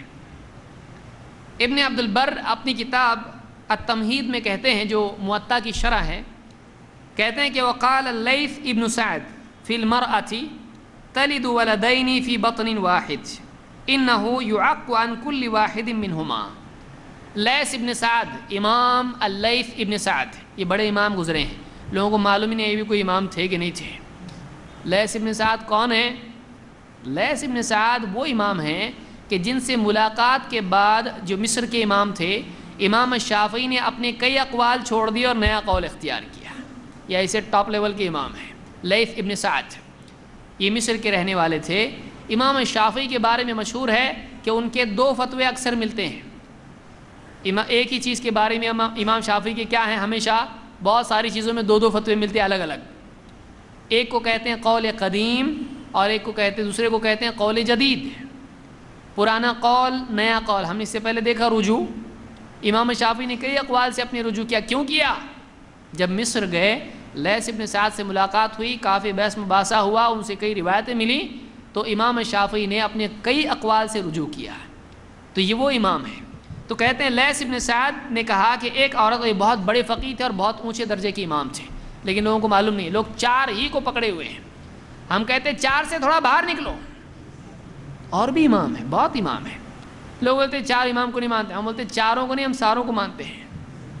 4 سے زیادہ کو ہم مانتے ہیں. 4 ہی ہمارا اتنا غریب اسلام کہ 4 ہی بس، اس کے بعد کوئی امام نہیں، اس کے علاوہ کوئی امام نہیں. ہم تو بہت سارے امام پیدا ہوئے ہیں لیکن مسلمانوں کو معلوم نہیں ہے. اور جو 4 کو ماننے والے ہمارے بھائی ہیں، 4 کے نام بھی معلوم نہیں ہوتے ہیں. آپ پوچھ کے دیکھیے کتنوں کو معلوم ہے. دیکھیے اگر آپ پوچھیں گے تو آپ کو بہت ممکن ہے جواب ملے گا. اتنا ڈیپ میں مت جاؤ، گمراہ ہو جائیں گے. اور ایسا ہوا ہے. ہمارے ایک بھائی گئے کہ امام صاحب کے پاس، پوچھے ان کو تو بولا بہت ڈیپ مت جاؤ، گمراہ ہو جائیں گے. تو اس امام ابو حنیفہ کا نام پوچھنے کو گئے تھے. وہ جا کے بولے امام ابو حنیفہ کا نام بتاؤ کیا ہے. بولے اتنا ڈیپ مت جاؤ، گمراہ ہو جائیں گے. ٹھیک ہے، اگر نام معلوم کرنا گمراہی ہے تو آپ بتائیے پھر کام سے تو کتنا گمراہ ہو جائیں گے. لیث ابن سعد کہتے ہیں ایک عورت جس کے ایک ہی پیٹ سے 2 بچے پیدا ہو، یعنی ایک ساتھ 2 بچے پیدا ہو جائیں، اس کو کہتے ہیں کہ ہر ایک کی طرف سے عقیقہ کرنا پڑے گا. اور امام ابن عبد البر، ابو عمر ابن عبد البر کہتے ہیں ما اعلم عن احد من فقہاء الامصار خلافا فی ذلک. کہتے ہیں اس مسئلے میں جتنے بھی امصار ہیں، جتنے بھی علاقے سرزمین پر ہیں، مسلمانوں کے جتنے ممالک ہیں، ان میں جتنے علماء ہیں، جتنے فقہاء ہیں، ان میں کسی کا اختلاف اس سلسلے میں نہیں جانتا ہوں. یعنی سب کا یہی قول ہے کہ اگر ایک ساتھ بچے 2 پیدا ہو جائیں تو ہر ایک کا عقیقہ کرنا پڑے گا. وہ جڑواں بچوں کا بھی عقیقہ کرنا پڑے گا، دونوں کا. یعنی 2 لڑکے اگر پیدا ہوئے تو بہت بڑی خوشی اور مہنگا معاملہ ہے. 4 بکرے کا معاملہ ہے یہاں پہ. 4 یہاں بھی 4 آ رہا. دیکھو جانور کی صفات کے بارے میں کیا احکام عقیقے میں ہے. بعض علماء اس طرف گئے ہیں کہ عقیقہ قربانی کی طرح ہے. جیسے قربانی میں جانور میں یہ عیب نہیں ہونا چاہیے، جانور کانا نہ ہو، جانور بیمار نہ ہو، لنگڑا نہ ہو، اور جانور ایک دم مریل نہ ہو، ایک دم گوشت کم اس میں ہے، ایسا جانور نہ ہو کہ اس کو ذبح کرے تو کچھ بھی نہیں نکلے گا. اگر ایسا جانور ہے تو ایسا جانور نہیں چلتا ہے. تو ظاہر بات ہے قربانی میں ایسا جانور نہیں چلتا ہے. لیکن کیا یہ شرط عقیقہ میں بھی ہے؟ تو عقیقہ کے لیے اس طرح کی کوئی شرط نہیں آئی ہے۔ عقیقہ کے بارے میں جب آپ صلی اللہ علیہ وسلم نے کہا عقیقہ کرنا ہے تو آپ نے کہیں اس بات کو ذکر نہیں کیا کہ اس کی عمر اتنی ہونی چاہیے، 1 سال کا ہونا چاہیے، یا لنگڑا نہیں ہونا چاہیے، یوں نہیں ہونا چاہیے، یوں۔ آپ صلی اللہ علیہ وسلم نے کچھ بھی اس بارے میں نہیں کہا۔ تو بعض علماء اس طرف گئے ہیں جیسے کہ ابن حزم، انہوں نے کہا کہ اگر اس طرح کا کوئی عیب بھی جانور میں ہے تو چلتا ہے، اس لیے کہ اس کے لیے کوئی دلیل نہیں ہے۔ لیکن عام طور سے علماء اس طرف گئے ہیں کہ نہیں، ایسا جانور ذبح نہ کیا جائے جو عیب دار ہو، ایسا جانور ذبح نہ کیا جائے جو عیب دار ہو۔ لیکن راجح قول اس میں یہی ہے کہ اس طرح کی کوئی شرط عقیقہ میں نہیں ہے، اس لیے کہ شرط اللہ کے رسول صلی اللہ علیہ وسلم کی طرف سے جب نہیں ہے تو ہم اپنی طرف سے نہ لگائیں۔ ورنہ کوئی آدمی بھی بول سکتا ہے کہ کھانے کے لیے اگر ذبح کرنا ہے تو وہ بھی 1 سال کا ہونا چاہیے، کر سکتے ہیں ایسا؟ نہیں۔ کوئی بولے گا دیکھو قربانی میں نہیں چلتا تو تم ایسا کیسے ذبح کر رہے ہو اس کو؟ وہ بولے گا، وہ جواب کیا دے گا؟ وہاں شرط آئی ہے، یہاں نہیں آئی ہے، تو ہم یہاں بھی وہی کہیں گے، وہاں شرط آئی ہے یہاں آئی ہے، تو پھر کائے کو تم کر رہے ہو اس کو؟ وہاں وہ شرط نہیں ہے، جہاں شرط نہیں بتائی گئی ہے ہم زبردستی اپنی طرف سے شرط نہیں لگا سکتے ہیں۔ اسی لیے ابن حجر نے اس سلسلے میں یہی بات کہی ہے، اور انہوں نے یہی کہا کہ یہ سب قیاس کی بنیاد پر کہا گیا ہے، اگرچہ یہ راجح ہے، بہتر ہے کہ کریں، دیکھیں، اچھا جانور دیکھیں، کوئی شک اس میں نہیں کہ اچھا ہی جانور دیکھیں، لیکن اگر کوئی آدمی ایسا جانور ذبح کر دے جس میں کوئی عیب تھا تو اس کا عقیقہ ادا ہو گیا کہ نہیں ہو گیا؟ ہو گیا، اس کے بارے میں ہم ممانعت نہیں کر سکتے ہیں اس کی۔ جانور کی صفات کے بارے میں کیا کیا صفات ہیں؟ جانور نر ہو یا مادہ ہو، بکرا ہو یا بکری ہو، تو عقیقے میں کیا چلتا ہے؟ اللہ کے رسول صلی اللہ علیہ وسلم فرماتے ہیں عن الغلام شاتان وعن الجاریۃ شات، کہ لڑکے کی طرف سے 2 بکریاں، شات بکری کو کہتے ہیں، اور وعن الجاریۃ شات، اور لڑکی کی طرف سے 1 بکری۔ اور آپ نے یہاں یہ کہا کہ لا یضرکم اذکرانا کن ام اناثا، کوئی پرابلم نہیں چاہے وہ نر ہوں یا مادہ ہو، یعنی بکری کی فیملی میں ہو، اب وہ نر ہو تو بھی چلے گا یا مادہ ہو تو بھی چلے گا، نر مادہ کا نہیں۔ بولے بعض لوگ یہ کہتے ہیں لڑکا ہوا نا تو بکرا، لڑکی ہوئی تو بکری، یہ بہت بڑے فقیہ کا قول دکھتا ہے یہ۔ تو اسلام میں ایسا نہیں ہے کچھ بھی، بکرا ہو بکری ہو چلتا ہے۔ تو آپ صلی اللہ علیہ وسلم فرمایا کہ لا یضرکم اذکرانا کن ام اناثا، چاہے وہ نر ہو یا مادہ ہو تم کو کوئی مسئلہ نہیں ہے، لا یضرکم، کوئی ضرر نہیں، کوئی حرج نہیں۔ اس کو امام احمد، ابو داؤد، ترمذی، نسائی، حاکم اور ابن حبان نے روایت کیا ہے، اور اسی طرح سے ترمذی کی ایک اور سند سے بھی روایت آئی ہے۔ جانوروں کے بارے میں یہ بھی صفت دیکھنا چاہیے کہ دونوں جانور برابر ہوں، یعنی ایک دم چھوٹا ایک دم بڑا، ایسا نہیں ہونا چاہیے، دونوں بھی کیا ہوں؟ سملر ہوں، دونوں بھی کیا ہوں؟ برابری کے ہونا چاہیے۔ اسی لیے اللہ کے رسول صلی اللہ علیہ وسلم نے فرمایا عن الغلام شاتان مکافئتان وعن الجاریۃ شات، یعنی جو لڑکا ہے اس کی طرف سے آپ عقیقہ کر رہے ہیں تو 2 جانور ہوں گے، تو آپ نے کیا فرمایا؟ دیکھیے 2 کی دلیل اور ایک یہ بھی مل رہی ہے ہم کو کہ 2 ہوں، کیسے ہونے چاہیے؟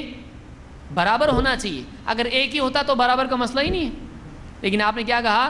لڑکے کی طرف سے 2 جانور ہونے چاہیے، اور وہ دونوں کیسے ہونے چاہیے؟ برابر ہونا چاہیے، یعنی دونوں کے جسمانی حیت کے اعتبار سے دونوں ایکول ہونا چاہیے۔ یہ سنن امام احمد نے اور اسی طرح سے امام ابو داؤد، نسائی، ابن ماجہ، ابن حبان وغیرہ نے روایت کیا ہے، اور طبرانی میں بھی یہ روایت موجود ہے، اور یہ صحیح روایت ہے۔ اور ایک اور روایت جو سنن ابی داؤد میں ہے اس میں مکافئتان کی تفسیر موجود ہے۔ اللہ کے نبی صلی اللہ علیہ وسلم نے فرمایا کہ شاتانی مثلانی، 2 بکریاں کیسی ہوں؟ مثلان، دونوں بھی سملر ہونا چاہیے، ایکول ہونا چاہیے، برابر ہونا چاہیے۔ تو یہ سنن ابی داؤد کی روایت ہے اور یہ صحیح روایت ہے۔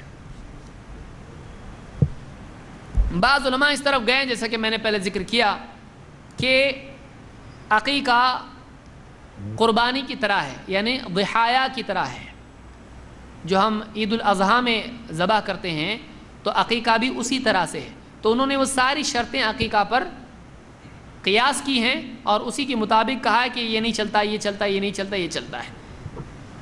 اور حصے وغیرہ وہ ساری تفصیل انہوں نے اس کے ساتھ جوڑ دی ہے۔ اسی لیے امام مالک کہتے ہیں العقیقۃ بمنزلۃ النسک والضحایا، کہتے ہیں کہ عقیقہ جو حج کی قربانی ہوتی ہے یا جو ضحایا ہوتا ہے، جیسے عید الاضحیٰ میں ہم یہاں کرتے ہیں، تو یہ اسی کی طرح ہے۔ اور کہتے ہیں کہ ولا یجوز فیہا عوراء ولا عجفا ولا مکسورہ ولا مریضہ، اس میں یعنی ایک آنکھ والا یا اسی طرح سے لنگڑا یا اسی طرح سے سینگ ٹوٹی ہوئی یا بیمار بکری نہیں چلتی ہے۔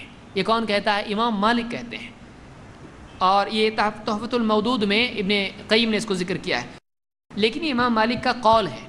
ابن حجر کہتے ہیں کہ واستدل باطلاق الشاة والشاتین علی انہ لا یشترط فی العقیقۃ ما یشترط فی الاضحیہ، یعنی کہتے ہیں علماء نے جو حدیث میں آیا ہے کہ اللہ کے نبی صلی اللہ علیہ وسلم نے کہا بکرے یا بکریاں، آپ نے بس اتنا ہی کہا عقیقے کے بارے میں، اس سے زیادہ ایڈیشنل کچھ بات نہیں کہی، اگر کہی تو بس اتنا کہا کہ دونوں ایکول ہونا چاہیے، اور آپ نے چھوٹ دے دی بکرا ہو یا بکری، تو یہ کچھ صفات آپ نے بیان کی ہیں، اگر اور صفات اس میں مشروط ہوتی تو آپ بیان کرتے، لیکن آپ نے بکرا یا بکری اس پہ چھوڑ دیا، اور ایڈیشنل کوئی کوالٹیز اس کی بتائی، جانور کی کوئی کنڈیشنز اس میں بتائی نہیں۔ تو ابن حجر کہتے ہیں کہ بعض علماء نے آپ صلی اللہ علیہ وسلم کے بس بکرا یا بکری کہہ دینے سے یہ دلیل لی ہے کہ اس میں اور کوئی کنڈیشن ضروری ہے نہیں، ہاں قربانی میں لگتی ہے، لیکن اس میں آپ نے ذکر نہیں کیا، وہاں آپ نے ذکر کیا، یہاں نہیں کیا۔ تو بعض علماء اس طرف گئے کہ کوئی کنڈیشن دیکھی نہیں جائے گی اتنی جتنی آپ نے بیان کی ہے، اور کہتے ہیں کہ وفیہ وجہان للشافعیہ، کہتے ہیں کہ شافعیوں میں بھی اس میں دو قول ہیں، کچھ شافعی کہتے ہیں نہیں شرط دیکھنا چاہیے، کچھ شافعی کیا کہتے ہیں نہیں کچھ دیکھنا نہیں چاہیے، بس چلتا ہے، بکرے ہوئے بکری بس ایکول ہونا چاہیے بس، اور کوئی شرط نہیں۔ اور ابن حجر کہتے ہیں وَهُوَ بِالْقِيَاسِ لَا بِالْخَبَرِ، اور یہ جو ساری شرطیں بیان کی گئی ہیں یہ صرف قیاس کی بنیاد پر ہیں، کوئی دلیل اس کی نہیں ہے۔ تو ہم دلیل والے ہیں، ہم کہتے ہیں کہ بھائی اللہ کے نبی صلی اللہ علیہ وسلم نے جب قربانی میں بتایا شرط یہ ہے، عقیقے میں نہیں بتایا، اور روزانہ کھانے کے لیے بھی نہیں بتایا شرط کیا ہے، تو جب کھانے کے لیے شرط نہیں تو ہم شرط بناتے ہیں اس کے لیے نہیں، پھر عقیقے میں نہیں ہے تو ہم بھی بناتے ہیں نہیں، تو یہ زیادہ راجح قول ہے کہ کوئی شرط اس میں نہیں ہے۔ البتہ کوشش کرے آدمی کہ اچھے سے اچھا جانور لے، کہ بچے کی طرف سے جب قربانی کر رہا ہے اچھا دیکھے، لیکن شرط ہے کیا؟ نہیں ہے، گورا بکرا ہو ایک دم، کوئی شرط نہیں، سینگ ایسے ہو ایک دم دیکھتے ہی آدمی ڈر جائے، کچھ ضروری نہیں ہے، ہائٹ اتنی ہو کچھ ضروری نہیں ہے۔ آپ دیکھیں لوگوں میں کسی کی بکری چھوٹی ہوتی ہے قربانی کی، کسی کی بڑی ہوتی ہے، اب بولے نہیں میرے جیسی بڑی ہونا چاہیے، دیکھو میرے کندھے تک آ رہی ہے، تو ایسی کوئی شرط آدمی اپنی طرف سے لگا سکتا ہے؟ ہم اپنی طرف سے دین کے معاملات میں شرط لگا سکتے ہیں نہیں، جنہوں نے شرط لگائی کسی دلیل کی بنیاد پر نہیں لگائی، انہوں نے قیاس کی بنیاد پر لگائی ہے، لیکن ہم دیکھیں گے کہ قیاس کرنا صحیح نہیں ہے اس مسئلے میں، کیونکہ قیاس ایکول میں ہوتا ہے، یہاں یہ دونوں کا معاملہ ایک جیسا نہیں۔ دیکھیں گے 5 باتیں دیکھیں گے اس میں، اور آگے آئیے، کیا عقیقے میں اشتراک چلتا ہے؟ اشتراک، کیا عقیقے میں حصے چلتے ہیں؟ چلو ایک گائے لے لیں گے اور ایک گائے میں 7 بچوں کا عقیقہ، ایک اونٹ لے لیں گے، ایک اونٹ میں 7 بچوں کا عقیقہ، تو بعض اوقات لوگ اور بہت سارے لوگ اس کو صحیح مانتے ہیں، کیوں؟ وجہ کیا ہے؟ وجہ اس کی یہ کہ وہ قیاس کرتے ہیں، کہتے دیکھو قربانی میں جب چلتا ہے حصہ تو اس میں بھی چلتا ہے، قربانی میں چلتا ہے تو اس میں بھی چلتا ہے، لیکن یہ صحیح بات نہیں ہے، یہ بات صحیح نہیں ہے۔ اور بہت سارے اگر آپ بتائیے حصے کا مسئلہ بڑا مشکل ہے، آپ سوچیں، آپ بتائیے کہ عقیقہ کون سے دن کرنا ہے؟ 7ویں، اب آپ کے پوری گلی میں عقیقے کے لیے اس دن برابر ٹوٹل 7 کے حساب سے بچے ہونے چاہیے، آپ کو کیا کرنا پڑے گا؟ میرا لڑکا، چچا کی بیٹی 2، ایک ہوا 3، پھر دشمن کا لڑکا اس کے ہوئے 5، اور اجنبی کا ایک لڑکا ہوئے 7، ایسے ٹوٹل 7 حصے آپ کو کرنے پڑیں گے، انہیں آپ کو ڈھونڈتے پھرنا پڑے گا، بھائی بچہ ہے، بھائی بچہ ہے، کیوں؟ حصہ بنانا ہے میرے کو، حصے کا معاملہ سمجھ میں بھی نہیں آتا ہے۔ کہ برابر ایگزیکٹلی ہر علاقے میں اس کے حساب سے 7 بچے کا حصہ بنے گا، کیونکہ لڑکی کا 1 حصہ اور لڑکے کے 2 حصے ہیں، تو 7 بنانے پڑیں گے آپ کو۔ اب آپ کو 7 بنانے کے لیے پورے گاؤں میں ڈھونڈنا پڑے گا بچے کس کو ہے بھائی بتاؤ ذرا، آپ کو گاؤں میں پورا رکھنا پڑے گا رجسٹریشن، جس کو بھی بچہ ہے فوراً فون کر کے بولے ٹوٹل مارنے کے لیے ہم کو چاہیے یہاں پہ، ہاں بھائی ہے 2 بچے ہیں، دیکھو ادھر ہے ادھر جاؤ ادھر بچے ہیں۔ حصے کا مسئلہ ہی رکھا نہیں اسلام نے، جانور لاؤ ذبح کرو ختم ہو گیا مسئلہ۔ اگر حصہ رکھ دیا جاتا تو 7ویں دن کرنا ایک مصیبت بن جاتی ہے کہ نہیں، ڈھونڈتے پھرنا پڑا ہوتا گاڑی لے کے، پورا ہاسپٹل جاؤں کیا حصے ڈھونڈنے جاؤں۔ تو حصے کا معاملہ اسلام میں نہیں ہے۔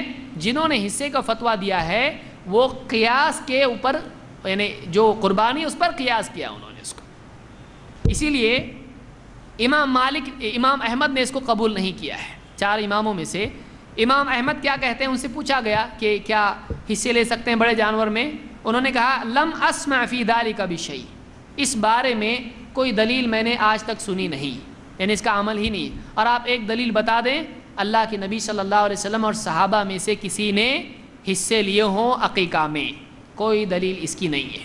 جنہوں نے کیا ہے وہ قیاس کی بنیاد پر کیا ہے۔ قیاس کس کو کہتے ہیں؟ ایک چیز پہ دوسرے کو جج کرنا، یہ ایسا ہے تو یہ بھی ایسا ہونا چاہیے، ایک چیز کو دوسرے کیس میں کاپی کرنا۔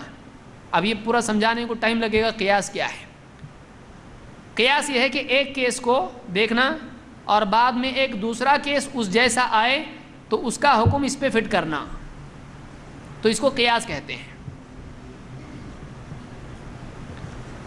اس کو سمجھانے میں ٹائم لگے گا قیاس کس کو کہتے ہیں، اتنا یاد رکھیے، ایک جیسے کیس کو ایک اس سے جج کرنا، ایک رول سے جج کرنا۔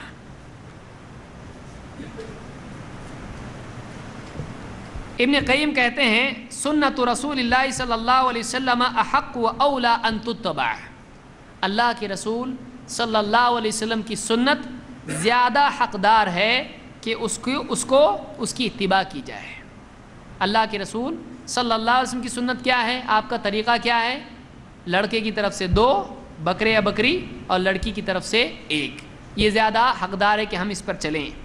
وَهُوَ الَّذِي شَرَعَ الْإِشْتِرَاكَ فِي الْهَدَايَا، اللہ کے نبی صلی اللہ علیہ وسلم نے قربانی کے جانوروں میں اشتراک کو جائز قرار دیا، لیکن وَشَرَعَ فِي الْعَقِيقَةِ عَنِ الْغُلَامِ دَمَيْن مُسْتَقِلَّيْن، کہتے ہیں لیکن آپ نے عقیقے میں 2 خون لڑکے کی طرف سے مشروع کیے۔ قربانی میں تو آپ نے بتایا وہاں پر حصہ چلے گا، لیکن یہاں پر آپ نے عقیقہ میں کیا کہا، ایک لڑکے کی طرف سے 2 مستقل جانور چاہیے۔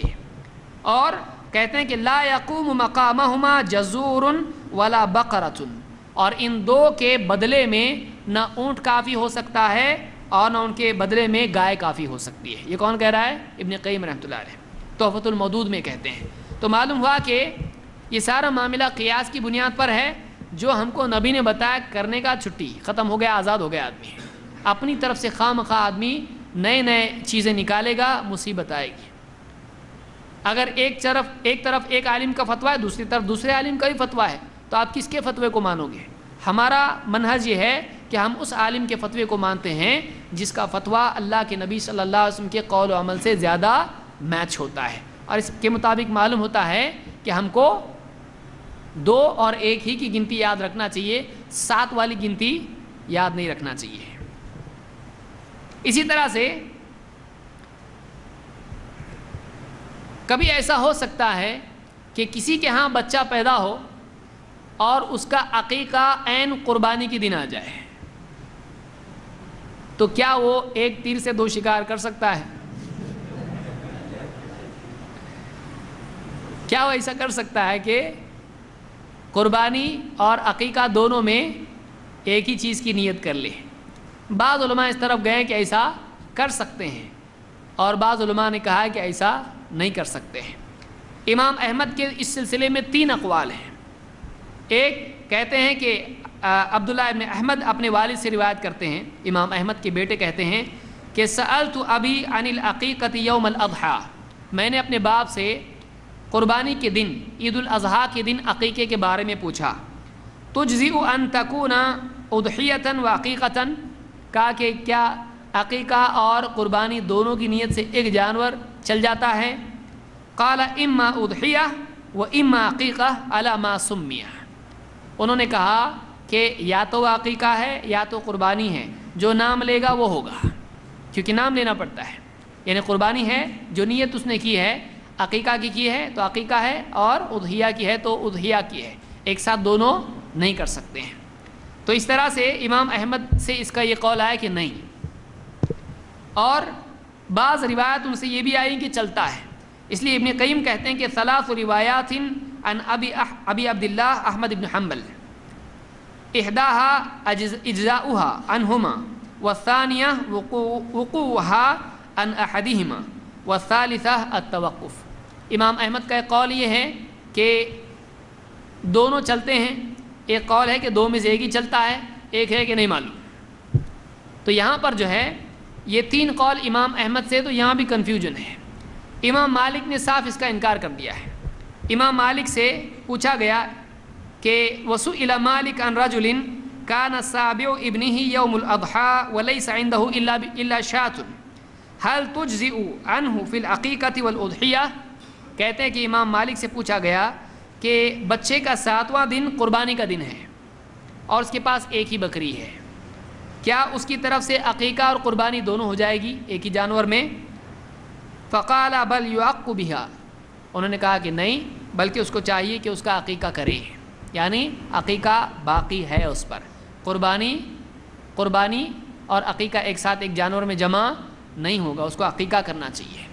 تو اس سے معلوم ہوا، یہ البیان و تحصیل میں اس کو ابو الولید محمد ابن احمد ابن رشد القرطبی نے ذکر کیا ہے۔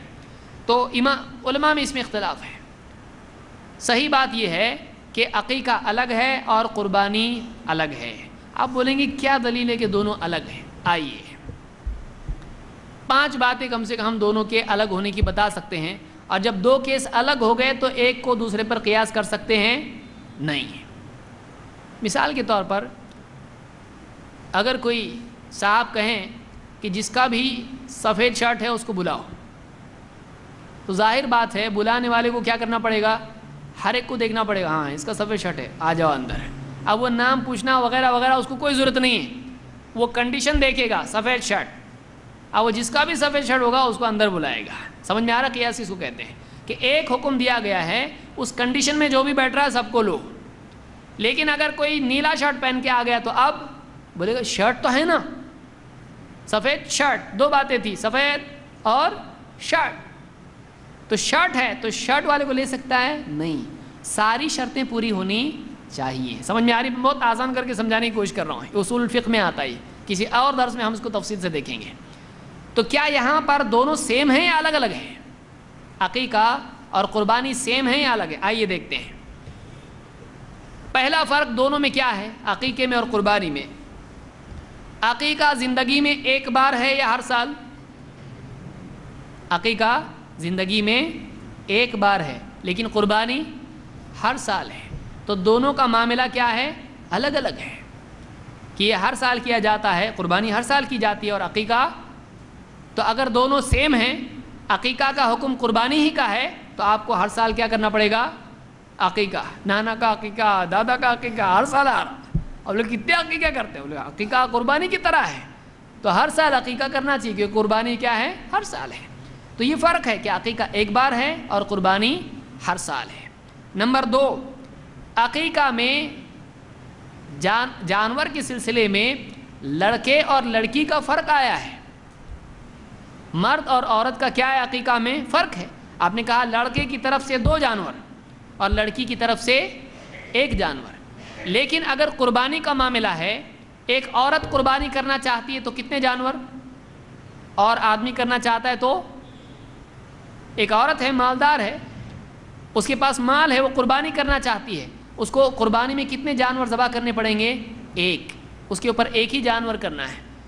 لیکن عقیقے میں یہ فرق ہے کہ آدمی ہے تو اس کے اوپر 2 ہیں اور عورت ہے تو 1 ہے۔ قربانی میں ایسا نہیں کہ ارے آدمی ہیں، عقیقہ دونوں 1 ہیں تو 2 جانور قربانی کر، نہیں، بلکہ عقیقہ میں کیا ہے؟ 2 ہیں اور قربانی میں 1 ہے۔ مزید یہ کہ قربانی ایک آدمی اگر قربانی کرتا ہے تو گھر والوں کی طرف سے ادا ہوتی ہے کہ نہیں؟ ہو جاتی ہے، لیکن عقیقہ باپ کا ہوا، عقیقہ پوری فیملی کا ہو گیا، چلتا ہے ایسا؟ میرا عقیقہ ہو گیا، سب کا ہو گیا، یہاں تو جڑواں کا بھی ہے۔ تو اس طرح سے مطلب یہ فرق ہے۔ اسی طرح سے عقیقہ اور قربانی کا شرعی حکم، اس میں بھی فرق ہے۔ مثلا جو علماء قربانی کے واجب ہونے کے قائل ہیں، جیسے احناف، وہ کہتے ہیں قربانی کیا ہے، ہر سال واجب ہے، وہ عقیقہ کو واجب مانتے ہیں؟ نہیں، بولتے کیا تو چلتا نہیں، کہ بلکہ بعض علماء تو ان میں مکروہ کے قائل ہیں۔ تو اس میں حکم کا ہی فرق ہے، ایک کمپلسری نہیں ہے، تو دونوں کو ایک ایسا کر رہے ہیں، دونوں کو ایک جیسا کر سکتے ہیں؟ نہیں۔ اور بعض علماء عقیقہ کے واجب ہونے کے قائل ہے اور قربانی کے واجب نہیں ہونے کے قائل ہے، جیسے کہ اصحاب الحدیث۔ اور بعض اس میں بھی فرق ہے علماء میں۔ ابو بکر صدیق رضی اللہ تعالیٰ سے آتا ہے کہ وہ نہیں کرتے تھے بعض اوقات قربانی، تو قربانی کمپلسری نہیں ہے اور عقیقہ کمپلسری، تو بعض علماء میں الٹا ہے، قربانی ان کے یہاں کمپلسری ہے اور عقیقہ کمپلسری نہیں، تو دونوں کا حکم بھی الگ ہو رہا ہے ان کے پاس، تو دونوں کو سیم کیسا بول سکتے ہیں؟ نمبر 4، کچھ لوگوں کے لیے درس بڑا بھاری ہو رہا ہوگا، بہت آج علمی باتیں آ رہی ہیں، میں سوچ کے آیا تھا کچھ تو بھولا بھالا درس ہوگا ایک دم، لیکن کبھی ایسا بھی ہونا چاہیے۔ دیکھیے قرآن و سنت میں کتنا ہے، اور علم زندگی کے معاملات کے سلسلے میں، ابھی بچہ پیدا ہوا 7واں دن ہے، 7ویں دن سے شروع ہوئی کتاب ہماری، کتنا مواد ہمارے پاس ہے۔ 4، عقیقے کا وقت فوت ہو جانے کے بعد بھی وہ کیا جا سکتا ہے، لیکن قربانی کا، اب بتائیے، بعض علماء 3 دن کے قائل ہے قربانی کے بعد، یعنی عید الاضحیٰ کے بعد 3 دن کے، بعض علماء کہتے ہیں 2 دن تک کرتے، وہ فرق چھوڑ دیجئے۔ لیکن اگر سمجھ لیجئے ایام التشریق چلے گئے، عید کا دن گیا، پہلا دن گیا، دوسرا گیا، تیسرا چلا گیا، کوئی آدمی بولتا ابھی ایک بکرا آیا ہاتھ میں میرے، بکرا نے واقعی بکرا،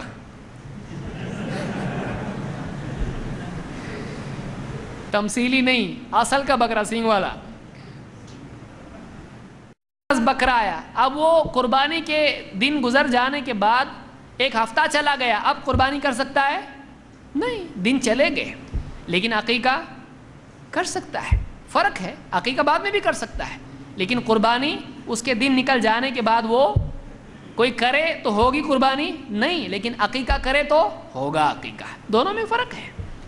اسی طرح سے بعض علماء مثلا احناف کے نزدیک قربانی کے لیے نصاب ضروری ہے۔ حنفی علماء کیا کہتے ہیں کہ زکوٰۃ اتنی نکلتی ہو، صاحب نصاب ہو تو اس پر قربانی ہے کہ نہیں ہے؟ بہت سارے لوگ وہیں سے آئے نا، تو پہلے علماء یہی کہتے ہیں، حنفی علماء، کہ جو زکوٰۃ والا ہے وہ قربانی والا ہے، جس پہ زکوٰۃ نہیں ہے اس پہ قربانی بھی نہیں ہے، حنفی علماء یہ کہتے ہیں۔ لیکن عقیقے میں دیکھا جائے گا کہ صاحب نصاب ہے، تو عقیقے کے لیے صاحب نصاب کی کوئی شرط نہیں ہے، نہ حدیث میں آئی نہ علماء اس کے قائل ہیں، تو عقیقہ الگ ہے اور قربانی الگ ہے۔ تو یہ 5 فرق تو کم سے کم ہیں، کہ عقیقے کے لیے کچھ اور شرائط ہیں، قربانی کے لیے کچھ اور شرائط ہیں، تو عقیقہ اور قربانی کو زبردستی گلے ملانا، وہ نہیں بول رہے ہم لوگ الگ ہیں، تو بھی زبردستی آدمی دونوں کو ایک کر دے تو یہ غلطی ہے، یہ علمی غلطی ہے، یہ صحیح نہیں۔ اس لیے راجح قول اس میں یہی ہے کہ عقیقہ الگ ہے، قربانی الگ ہے، دونوں الگ الگ ہے۔ اس لیے عقیقے میں حصے چلیں گے، 3-4 بچے ایک ہی جانور میں کھپا دیے نہیں چلے گا۔ کچھ لوگ آتے ہیں بولتے میرے 4-5 بچے ہیں، ان کا عقیقہ نہیں ہوا ہے، سب کے لیے ایک بڑا جانور لے لو، سب کا عقیقہ ایک ہی اس میں۔ ابن قیم کہتے ہیں یہ صحیح نہیں ہے، اس لیے کہ اس کو آزاد کرنے کے لیے بچے کے لیے ایک مستقل اس کی طرف سے دم ضروری ہے، اس کی طرف سے ایک مستقل جانور ضروری ہے، حصے یعنی ان سب کی طرف سے ایک ایسا نہیں چلے گا، ہر ایک کے لیے مستقل ضروری ہے، تو حصے اس میں نہیں چلتے ہیں اور شروط وغیرہ اس طرح کی اس میں نہیں ہیں۔ اور آگے آئیے،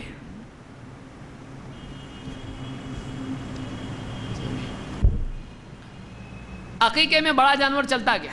چلو ٹھیک ہے، ہم حصے نہیں لے رہے، ٹوٹل ایک جانور دیے تو چلتا کیا ہے؟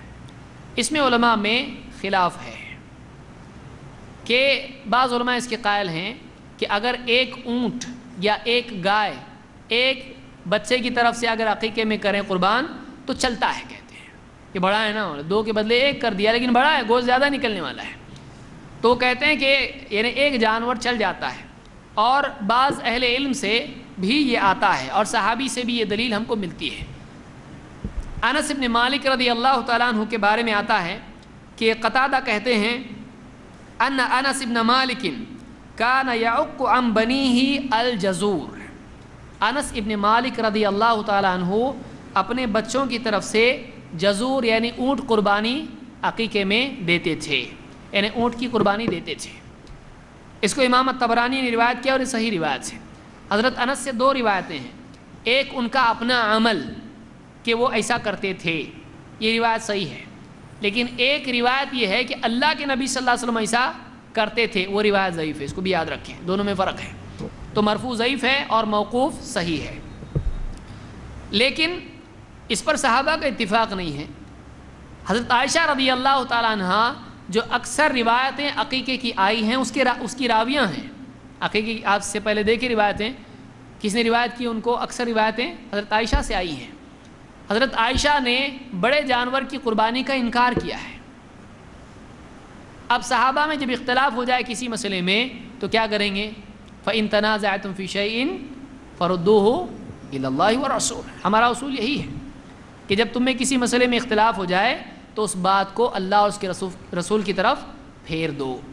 تو ہم کہتے ہیں کہ اس مسئلے میں قابل ترجیح قول یہی ہے کہ بڑا جانور نہیں کرنا چاہیے، بہت سے بہت کہا جائے تو جائز کہا جا سکتا ہے، وہ بھی بہت مشکل سے، اگر کوئی ضد کر کے کہے ہی کہ کر دیا تو ہو گیا ٹھیک ہے، لیکن صحیح بات سنت یہی ہے کہ لڑکے کی طرف سے 2 بکرے یا بکریاں یا بھیڑ، اور لڑکی کی طرف سے 1 بکرا بکری یا بھیڑ، یہ ہونا چاہیے جیسا کہ حدیثوں میں آیا ہے۔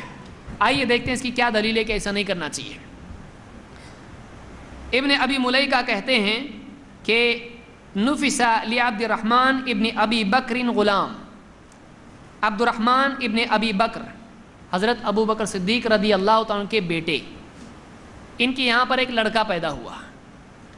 فقیل لعائشہ رضی اللہ عنہا، حضرت عائشہ سے کہا گیا یا ام المؤمنین اقی علیہ او قال عنہ جزورا، کہ اس بچے کی طرف سے، یعنی حضرت ابو بکر صدیق کے بیٹے ہیں، بھائی ہیں ان کے حضرت عائشہ کے، ان کے بچے کی طرف سے ایک اونٹ کی قربانی عقیقے میں دی گئی، حضرت عائشہ سے کہا گیا۔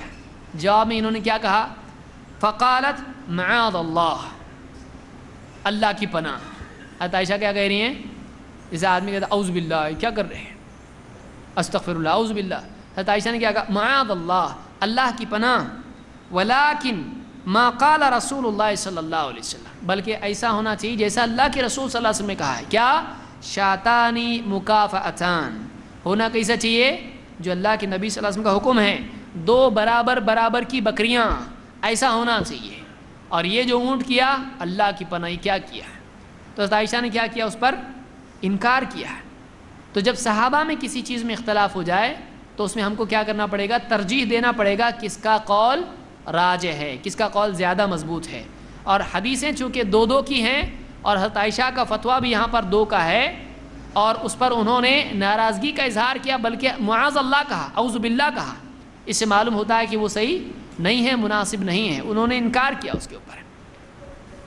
اگر بہت زیادہ کوئی کہتا ہے، ضد کرتا ہے، تو یہ کہا جا سکتا ہے کہ جائز ہے، لیکن یہ اس میں کراہت ہے، مناسب نہیں ہے ایسا کرنا، مناسب نہیں ہے ایسا کرنا۔ صحیح اور سنت یہی ہے کہ 2 جانور کیے جائیں، یہ سنت سے ہٹ کر ہے، قولی اعتبار سے بھی عملی اعتبار سے ہمارے نزدیک ایسا کرنا صحیح نہیں ہے۔ امام البیہقی نے اس روایت کو ذکر کیا اور اس کی سند حسن درجے کی ہے۔ عقیقہ کب کرنا چاہیے؟ کون سا دن عقیقے کا ہے؟ عبداللہ ابن عمرو ابن عاص رضی اللہ تعالیٰ کہتے ہیں ان النبی صلی اللہ علیہ وسلم امر بتسمیۃ المولود یوم سابعہ ووضع الاذى عنہ والعق، اللہ کے رسول صلی اللہ علیہ وسلم نے ہم کو حکم دیا بچے کا نام رکھنے کا 7ویں دن اس کا نام رکھنا چاہیے، ووضع الاذى، اور اس سے تکلیف کو دور کر دینا۔ آپ جانتے ہیں تکلیف دور کرنا کیا ہے؟ سر مونڈ دینا۔ والعق، اور اس کا عقیقہ کرنا۔ اس میں بھی معلوم ہوا کہ حکم دیا گیا، یعنی کیا ہے، یہ واجب ہے۔ تو 7ویں دن کیا کیا آپ نے، عقیقہ کرنے کا حکم دیا۔ معلوم ہوا 7واں دن عقیقے کا دن ہے۔ یہ سنن ترمذی کی روایت اور یہ حسن درجے کی ہے۔ 7واں دن کیسا آتا ہے؟ بہت سارے لوگ بہت کنفیوز ہیں، 7واں دن کیسا ہے؟ 7واں دن کیسا ہے؟ آج جس دن پیدا ہوا اس سے ایک دن پہلے اگلے ہفتے میں، سمپل۔ کب پیدا ہوا؟ پیر کو۔ عقیقہ کب کرنا پڑے گا؟ اگلے اتوار کو۔ سمجھ میں آیا؟ 7واں یعنی آج پکڑ کے، تو پیر منگل بدھ جمعرات جمعہ سنیچر، تو کیا ہوگا؟ 7 دن، ایسا ہوگا نا؟ پیر منگل بدھ جمعرات جمعہ چھوڑ دیے نا، جمعہ سنیچر اور اتوار۔ تو پیر کو اگر پیدا ہوا تو ایک دن پیچھے لینا پڑے گا، تو کب ہوگا؟ اتوار۔ اگر جمعہ کو پیدا ہوا خوشی خوشی تو عقیقہ کب ہوگا؟ جمعہ کوئی جاننے ایک دن جاتا کیا ہوتا، جمعہ کا دن ہے نا، سنت چھوٹ جائے گی اس سے، عقیقہ ادا ہو جائے گا، کیونکہ بعد میں بھی عقیقہ ہوتا ہے لیکن سنت اس کی چھوٹ جائے گی۔ تو عقیقہ کب ہے؟ جمعہ کو اگر پیدا ہو تو جمعرات کو ہوگا۔ اس طرح سے ایک دن پیچھے آنا ہے۔ تو اس لیے اس حدیث سے معلوم ہوتا ہے کہ 7ویں دن عقیقہ کرنا چاہیے۔ کیا بچے کے پیدا ہونے سے پہلے عقیقہ کر سکتے ہیں ایڈوانس میں؟ نہیں کر سکتے۔ یعنی مثلا کوئی آدمی کہے کہ میں جا رہا فارن کو، ابھی دبئی جا رہا، انگلینڈ جا رہا، اب عقیقہ یعنی پیدائش کا دن آ رہا ہے تو پہلی کر کے جاتا ہوں، میں رہوں گا نہیں رہوں گا، تو پہلی کر دو نا، چلتا کیا ایسا؟ نہیں چلتا ایسا۔ امام النووی کہتے ہیں کہ وَإِن ذَبَحَهَا قَبْلَ الْوِلَادَةِ لَمْ تُجْزِهِ بِلَا خِلَافٍ بَلْ تَكُونُ شَاةَ لَحْمٍ۔ المجموع میں امام النووی نے بات کہی ہے، کہتے ہیں کہ اس میں کوئی اختلاف نہیں ہے، سارے علماء کا اتفاق ہے کہ اگر بچے کی پیدائش سے پہلے کوئی عقیقہ کر دے تو اس کا عقیقہ نہیں ہوا، اس کا عقیقہ نہیں ہوا۔ تو پھر وہ حلال ہے کہ نہیں کھانا؟ کہتے ہیں کہ وہ بس گوشت رہا، عقیقہ نہیں ہوا۔ یعنی وہ کھا سکتے ہیں کہ نہیں؟ پھر عقیقہ نہیں ہوا تو کیا حرام ہو گیا؟ نہیں، گوشت حلال ہے لیکن وہ کیا ہے؟ بس گوشت ہے، جیسے روزانہ آدمی اپنی بکری ذبح کر کے کھائے ویسا ہے وہ، لیکن وہ عقیقہ ہے، عقیقہ ادا نہیں ہوا۔ تو بچے کے پیدا ہونے سے پہلے عقیقہ نہیں کر سکتے ہیں۔ اگر عقیقے کا وقت نکل جائے، کوئی آدمی کسی وجہ سے عقیقہ 7واں دن چلا گیا، اب کیا عقیقہ کرے نہیں کرے، کیا کرے؟ اس بارے میں شیخ عثیمین کہتے ہیں، یہ حال ہی کے عالم ہیں، کہتے ہیں کہ من لم يعق عن احد من اولاده فماذا عليه الان۔ کسی نے ان سے پوچھا کہ کسی کا عقیقہ نہیں ہوا، اس نے نہیں کیا عقیقہ اپنی اولاد کا، تو اب اس پر کیا ہے؟ تو انہوں نے اس بارے میں کہا کہ اذا عق عنهم الان فهو حسن، اگر وہ ابھی بھی ان کا عقیقہ کرے تو یہ اچھا ہے۔ اور اس کے لیے دلیل کیا ہے؟ بیہقی کی دلیل ہے کہ الغلام مرتہن بعقیقتہ، بچہ اپنے عقیقے کے بدلے کیا ہوتا ہے؟ گروی ہوتا ہے۔ تو ابھی نہیں تو جبھی بھی ہے اس کو چھڑانا تو پڑے گا کہ نہیں پڑے گا؟ تو وقت نکل جائے تو اس کے بعد بھی اپنے بچے کو چھڑانا ضروری ہے، تو اس نے عقیقہ کرنا چاہیے بعد میں بھی۔ اور انہوں نے یہاں پر یہ بھی کہا کہ اگر اس کے پاس نہیں ہے کچھ بھی تو اس پر لازم ہے نہیں، اگر اس کے پاس پیسہ نہیں ہے تو اس پر لازم نہیں ہے، لیکن 7ویں دن کے بعد بھی وہ عقیقہ کر سکتا ہے۔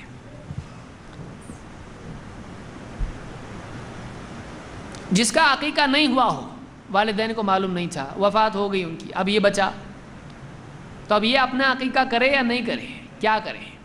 تو اس بارے میں صحیح بات یہی ہے کہ جس کا عقیقہ نہیں ہوا ہے وہ بعد کی عمر میں بھی اپنا عقیقہ کر سکتا ہے۔ کوئی یہ کہے شادی سے پہلے کر سکتا بعد میں نہیں، ایسا کچھ بھی نہیں ہے، جب چاہے آدمی اپنا عقیقہ کر سکتا ہے۔ انس بن مالک رضی اللہ تعالیٰ فرماتے ہیں ان النبی صلی اللہ علیہ وسلم عق عن نفسه بعدما جاءته النبوہ، اللہ کے نبی صلی اللہ علیہ وسلم نے نبوت آ جانے کے بعد اپنا عقیقہ کیا۔ اس کو امام الطحاوی نے اپنی کتاب شرح مشکل الآثار میں اس کو ذکر کیا ہے، شرح مشکل الآثار، اور امام عبدالرزاق نے مصنف میں، امام البزار نے، امام الطبرانی نے الاوسط میں اس کو روایت کیا ہے۔ اور یہ روایت صحیح ہے، صحیحہ میں شیخ الالبانی نے اس کو ذکر کیا ہے 2726 پر۔ تو اس سے معلوم ہوتا ہے کہ نبوت کے بعد 40 سال کے بعد آپ نبی بنے ہیں، 40 سال کی عمر میں آپ کو نبوت ملی، تو آپ نے نبی بننے کے بعد اپنا عقیقہ خود کیا۔ اس سے معلوم ہوتا ہے کہ آدمی اپنا عقیقہ کر سکتا ہے کسی بھی عمر میں اگر نہیں ہوا ہے تو۔ تابعین میں سے محمد ابن سیرین بہت بڑے تابعی ہیں، یہ حضرت عمر کی خلافت کے زمانے میں پیدا ہوئے ہیں اور بہت قریب کا دور ہے۔ وہ کہتے ہیں لو اعلم انه لم يعق عني لعققت عن نفسي، اگر مجھ کو معلوم ہو جاتا کہ میرا عقیقہ نہیں ہوا ہے تو میں خود اپنا عقیقہ کرتا۔ ابن ابی شیبہ نے اس کو ذکر کیا اور یہ صحیح ہے۔ اسی طرح سے حسن بصری، سارے صوفی اپنا رشتہ ان سے جوڑتے ہیں، حسن بصری رحمۃ اللہ علیہ یہ بھی تابعی ہیں، کہتے ہیں کہ اذا لم يعق عنك فعق عن نفسك وان كنت رجلا، کہتے ہیں کہ اگر تیرا عقیقہ نہ ہوا ہو تو خود تو اپنی طرف سے عقیقہ کر، چاہے تو رجل ہو چکا ہو، یعنی تو ایک آدمی بن چکا ہو، بچہ نہیں تو ابھی تو بڑا آدمی ہو گیا، پھر بھی تو اپنا عقیقہ کر۔ المحلہ میں ابن حزم نے اس کو روایت کیا اور اس کی سند صحیح ہے۔ اگر کسی کا بچہ فوت ہو جائے تو اس سلسلے میں کیا ہے، عقیقہ اس کا ہے کہ نہیں ہے؟ اس میں کئی صورتیں ہیں۔ ایک یہ کہ بچہ پیدا ہو اور اس کی وفات ہو جائے اور عقیقے کا دن نکل جائے، مطلب 7ویں دن تک وہ تھا اور پھر اس کے بعد اس کی وفات ہوئی اور عقیقہ کوئی نہیں کیا، تو اس کا عقیقہ ہے کہ نہیں؟ اب سوچیے، اس کو یاد رکھیں، تھوڑا کنفیوز ہو جائیں گے ایک دم۔ نمبر 1، ویسا سب کے بارے میں فیصلہ ہے کہ اس لیے ٹینشن نہیں ہے۔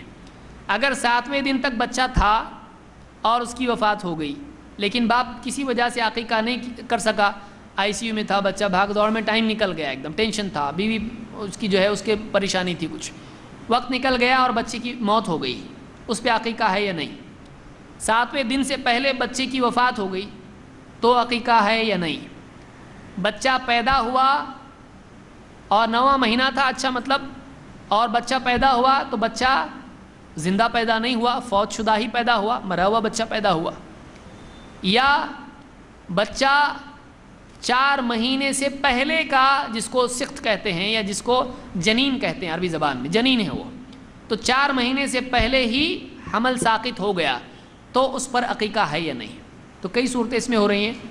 4 مہینے سے پہلے حمل ساقط ہو جائے، 4 مہینے کے بعد حمل ساقط ہو جائے، بچہ مرا ہوا پیدا ہو، بچہ پیدا ہو 7ویں دن سے پہلے مر جائے، اور بچہ 7ویں دن کے بعد پیدا، یعنی 7ویں دن کے بعد مر جائے اور اس کا عقیقہ نہ ہوا ہو، ان ساری صورتوں میں کیا حکم ہے؟ اس میں صحیح بات یہی ہے کہ جنین کو چھوڑ کر سب کا عقیقہ ہے۔ کیوں؟ اس لیے کہ 4 مہینے سے پہلے بچے میں روح ہوتی ہے نہیں، روح کب آتی ہے؟ جب 4 مہینے مکمل ہو جاتے ہیں، تو روح آنے کے بعد خود وہ ایک زندہ شخصیت ہے، اس میں زندگی تھی، اور وہ بچہ مر جانے کے بعد میں والدین کی قیامت کے دن سفارش کرے گا کہ نہیں؟ سفارش کرے گا، یعنی وہ ایک پرسنالٹی ہے، وہ اولاد اس کی شمار ہوتی ہے کہ نہیں؟ اب یہ حدیث جس کو معلوم ہے اس کو جلدی سمجھ میں آئے گا، کیونکہ حدیث میں اللہ کے نبی صلی اللہ علیہ وسلم نے فرمایا کہ جس کے بچے بچپن ہی میں، بالغ ہونے سے پہلے جو بچہ مر جائے، بچپن ہی میں مر جائے، قیامت کے دن وہ اپنے والدین کا ہاتھ پکڑ کے ان کو جنت میں لے جائیں گے۔ اور ایک روایت میں آپ نے، اس پہ میں مستقل درس لینے والا ہوں، جن کے بچے فوت ہو جاتے ہیں ان کے بارے میں کیا آیا ہے کتاب و سنت میں، یہ ایک مستقل موضوع ہے۔ اللہ کے نبی صلی اللہ علیہ وسلم نے فرمایا، ایک مجلس میں آپ نے صحابیات سے پوچھا کہ تمہارے نزدیک یعنی بانجھ عورت کون ہے؟ لوگوں نے کہا جس کو اولاد نہ ہو وہی بانجھ ہے۔ آپ نے کہا نہیں، بانجھ وہ ہے جس نے اپنے آگے کوئی بچہ نہ بھیجا ہو، یعنی جس کا بچہ بچپن ہی میں نہ مرا ہو۔ تو یہ انسان کے لیے اگرچہ دنیاوی اعتبار سے دکھ کی بات ہے، لیکن آخرت کے اعتبار سے خوشخبری ہے کہ قیامت کے دن اس کے بچے اس کے انتظار میں ہوں گے، اور اس کے بچے ہاتھ پکڑ کے اللہ کے ہاں حجت کر کے، سفارش کر کے اپنے ماں باپ کو جنت میں لے جائیں گے۔ تو معلوم ہوا کہ یہ بچے بچپن ہی میں مر جائیں، جن میں روح ہے، وہ ایک شخصیت ہے، وہ انہی کا بچہ شمار ہوتا ہے۔ لیکن روح نہیں ہے تو وہ گوشت کا لوتھڑا ہے اور کچھ بھی نہیں ہے، وہ شخصیت نہیں ہے۔ اس لیے علماء نے کہا کہ جن کا بچہ 4 مہینے کے بعد ساقط ہو جائے اس کا نام بھی رکھا جائے گا، کیونکہ وہ ایک انسان ہے۔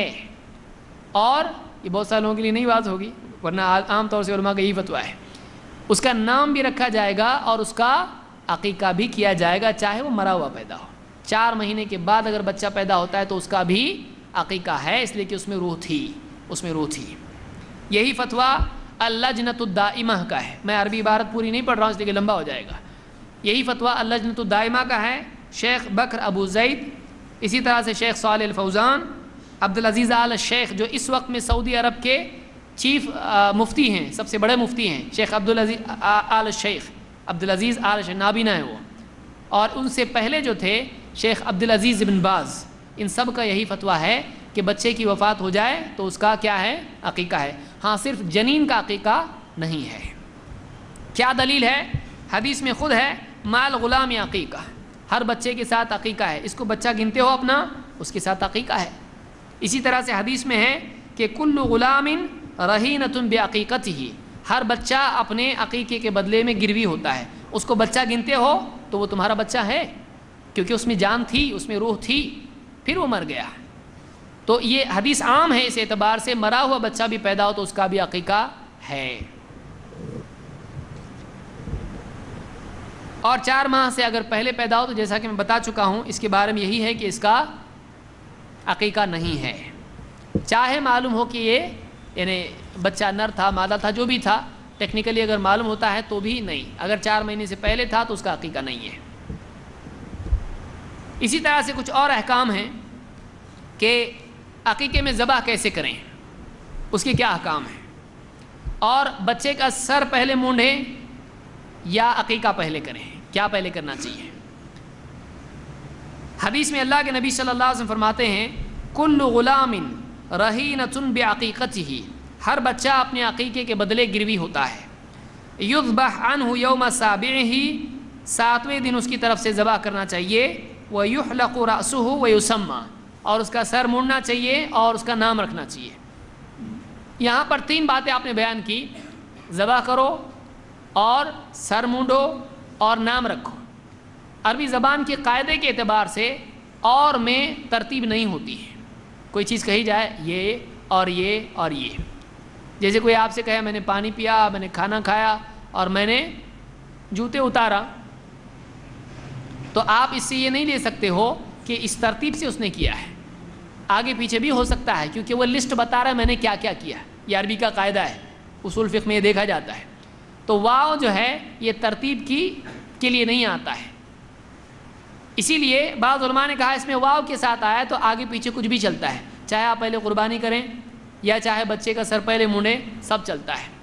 لیکن یہ احمد اور ابو داؤد، نسائی، ابن ماجہ اور حاکم کی روایت سے اور صحیح روایت سے، لیکن ایک اور روایت ہے جس میں ترتیب آئی ہے، اسی لیے ابن حجر کہتے ہیں کہ وَاسْتُدِلَّ بِقَوْلِهِ يُذْبَحُ وَيُحْلَقُ وَيُسَمَّى، یہ جو حدیث میں آیا ہے کہ ذبح کیا جائے اور سر مونڈا جائے اور نام رکھا جائے بچے کا، اس میں واو آیا ہے جو اور کے لیے آتا ہے، پھر کے لیے نہیں آتا ہے، پھر یہ کر تو پھر ہوتا ہے وہ ترتیب، یہ کر اور یہ کر اور یہ کر، تو اس میں ترتیب نہیں ہوتی ہے۔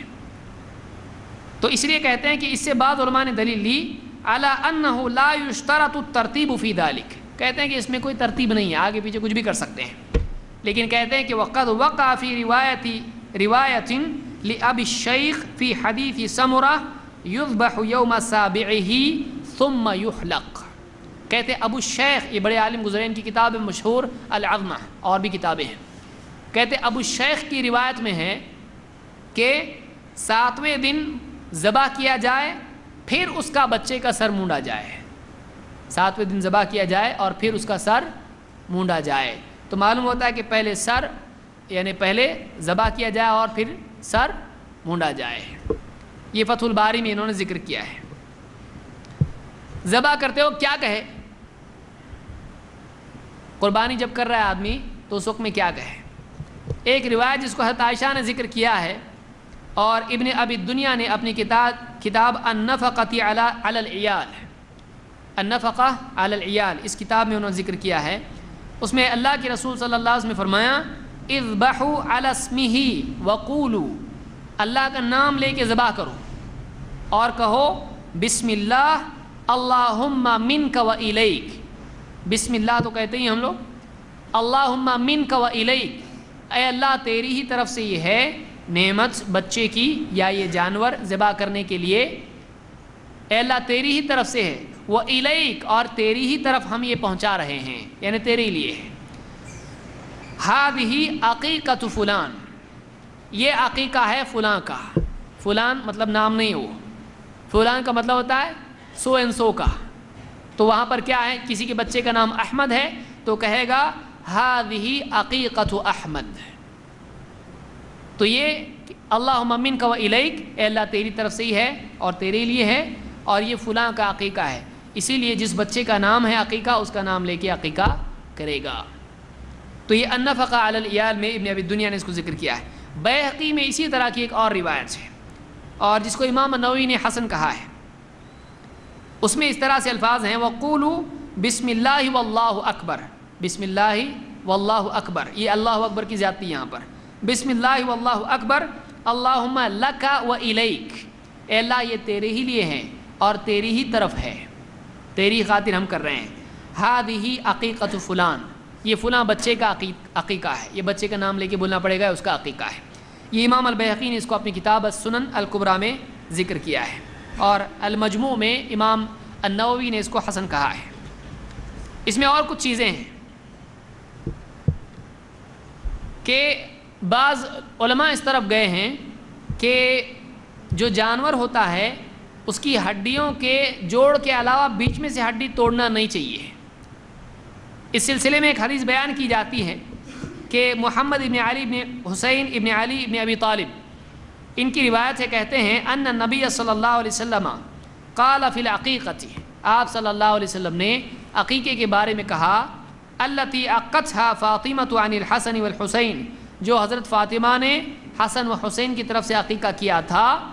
ان تبعثوا الى القابلۃ منها برجل وکلوا واطعموا، کہ اس کی ایک رجل پایا بھیجو اگلے دن اور خود بھی کھاؤ اور دوسروں کو بھی کھلاؤ، اس کا گوشت خود بھی کھاؤ اور دوسروں کو بھی کھلاؤ. ولا تکسروا منها عظما، اور اس کی ہڈی توڑو مت، اس کی ہڈی توڑو مت. امام ابو داؤد نے المراسل میں اس کو ذکر کیا ہے اور یہ جو حدیث ہے سند کے اعتبار سے ضعیف ہے، اس لیے اس سے دلیل لے لی جا سکتی ہے نہیں. حدیث اگر صحیح ہو تو دلیل لیں گے، لیکن ضعیف حدیث سے دلیل لے سکتے ہیں نہیں.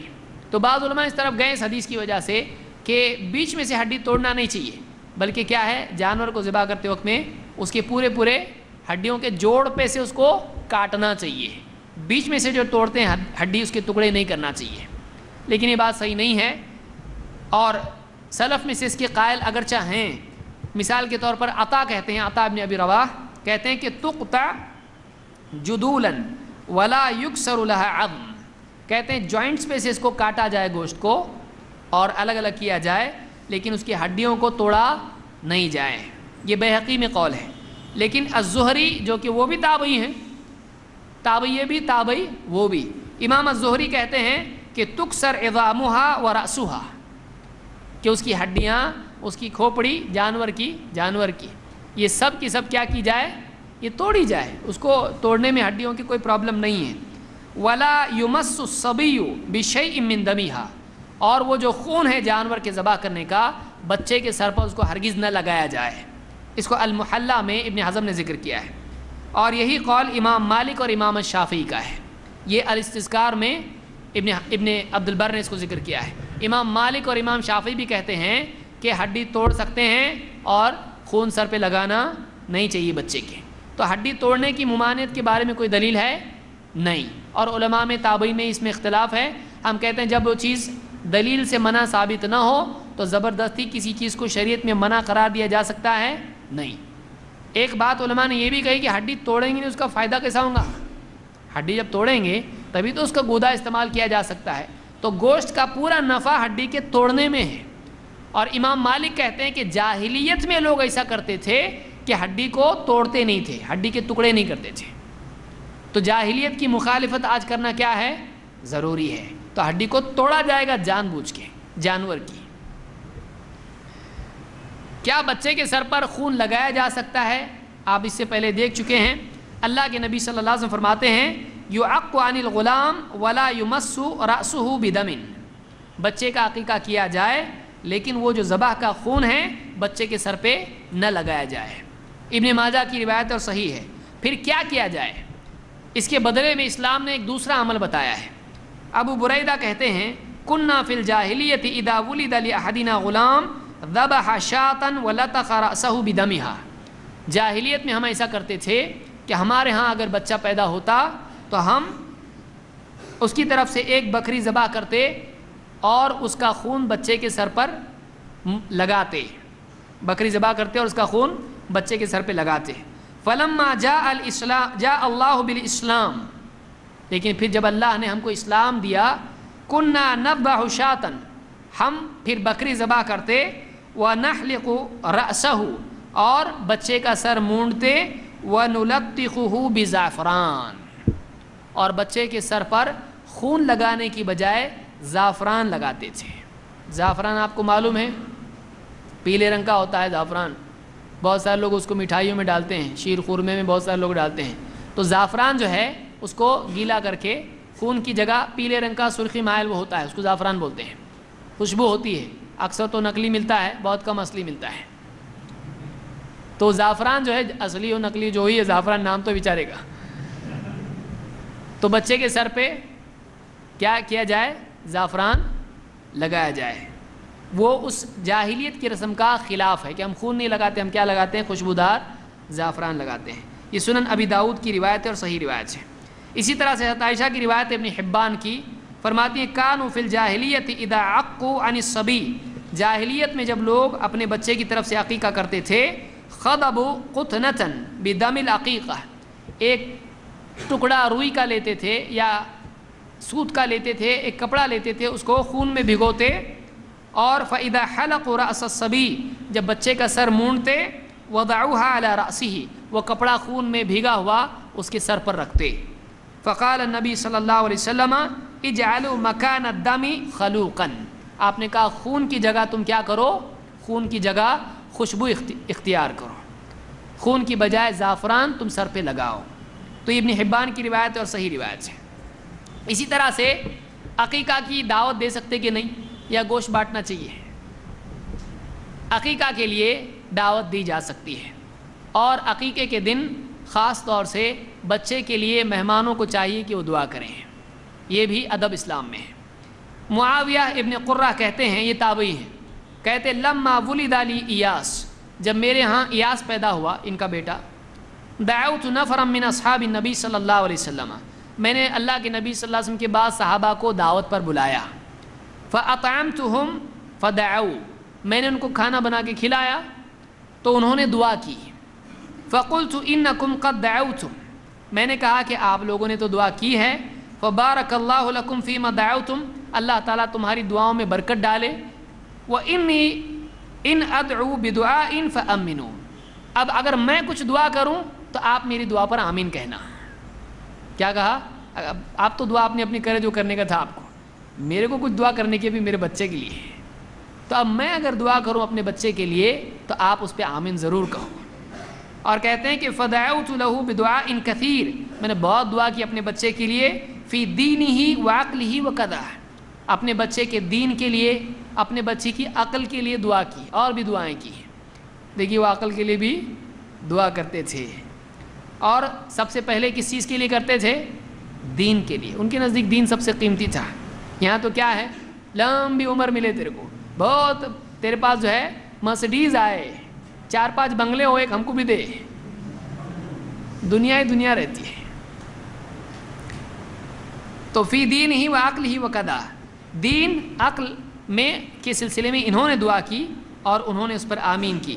کہتے ہیں کہ فإنی لأتعرف فیہ دعا یومئذ, کہتے ہیں میں سمجھتا ہوں اس دن دعا کی بہت اہمیت ہوتی ہے. یعنی کب؟ عقیقہ کے دن. اور علماء نے کہا کہ بعض اوقات ایسے مواقع پر اگر کوئی آدمی اتفاقی طور پر کہے کہ میں دعا کرتا ہوں ذرا تم لوگ آمین بولو, تو ایسے طور پر اجتماعی دعا کی جا سکتی ہے. کیونکہ صحابہ نے اپنے طور سے کیا تھا نہیں، انہوں نے اپنی اپنی دعائیں کی، بچے کو دعا دی اللہ تعالیٰ اس کو برکت دے، اللہ ایسا کرے، اللہ ایسا کرے. تو جو عقیقے کی دعوت میں جائے اس کو چاہیے کہ وہ اس بچے کے لیے کیا کرے؟ دعا دے. سمجھنے کی بات ہے، کھارا پیرا دعا نہیں دے رہا اس کو، بچے کو تو اس کے لیے دعا دینا چاہیے. اور کبھی کبھار کوئی آدمی اگر ایسا کسی سے کہے کہ میری فلاں دعا آپ آمین کہو تو اس میں کوئی حرج نہیں ہے، ایسے طور پر اجتماعی دعا کی، لیکن اس کو عادت نہیں بنانا چاہیے. یہ الادب المفرد میں روایت موجود ہے اور یہ روایت صحیح ہے سند کے اعتبار سے. تو یہ بعض احکام تھے عقیقے کے، اور بھی کچھ احکام باقی رہ سکتے ہیں تو مزید علماء سے آپ لوگ پوچھ سکتے ہیں، لیکن یہ احکام عقیقے کے ہیں. اور آپ سمجھ سکتے ہیں، آپ دیکھیے ہمارا دین کتنا وسیع ہے کہ ہر چیز کے سلسلے میں ہمارے ہاں پر رہبری موجود ہے. اللہ تعالی ہم کو دین سیکھنے کی اور اس پر عمل کرنے کی توفیق عطا فرمائے.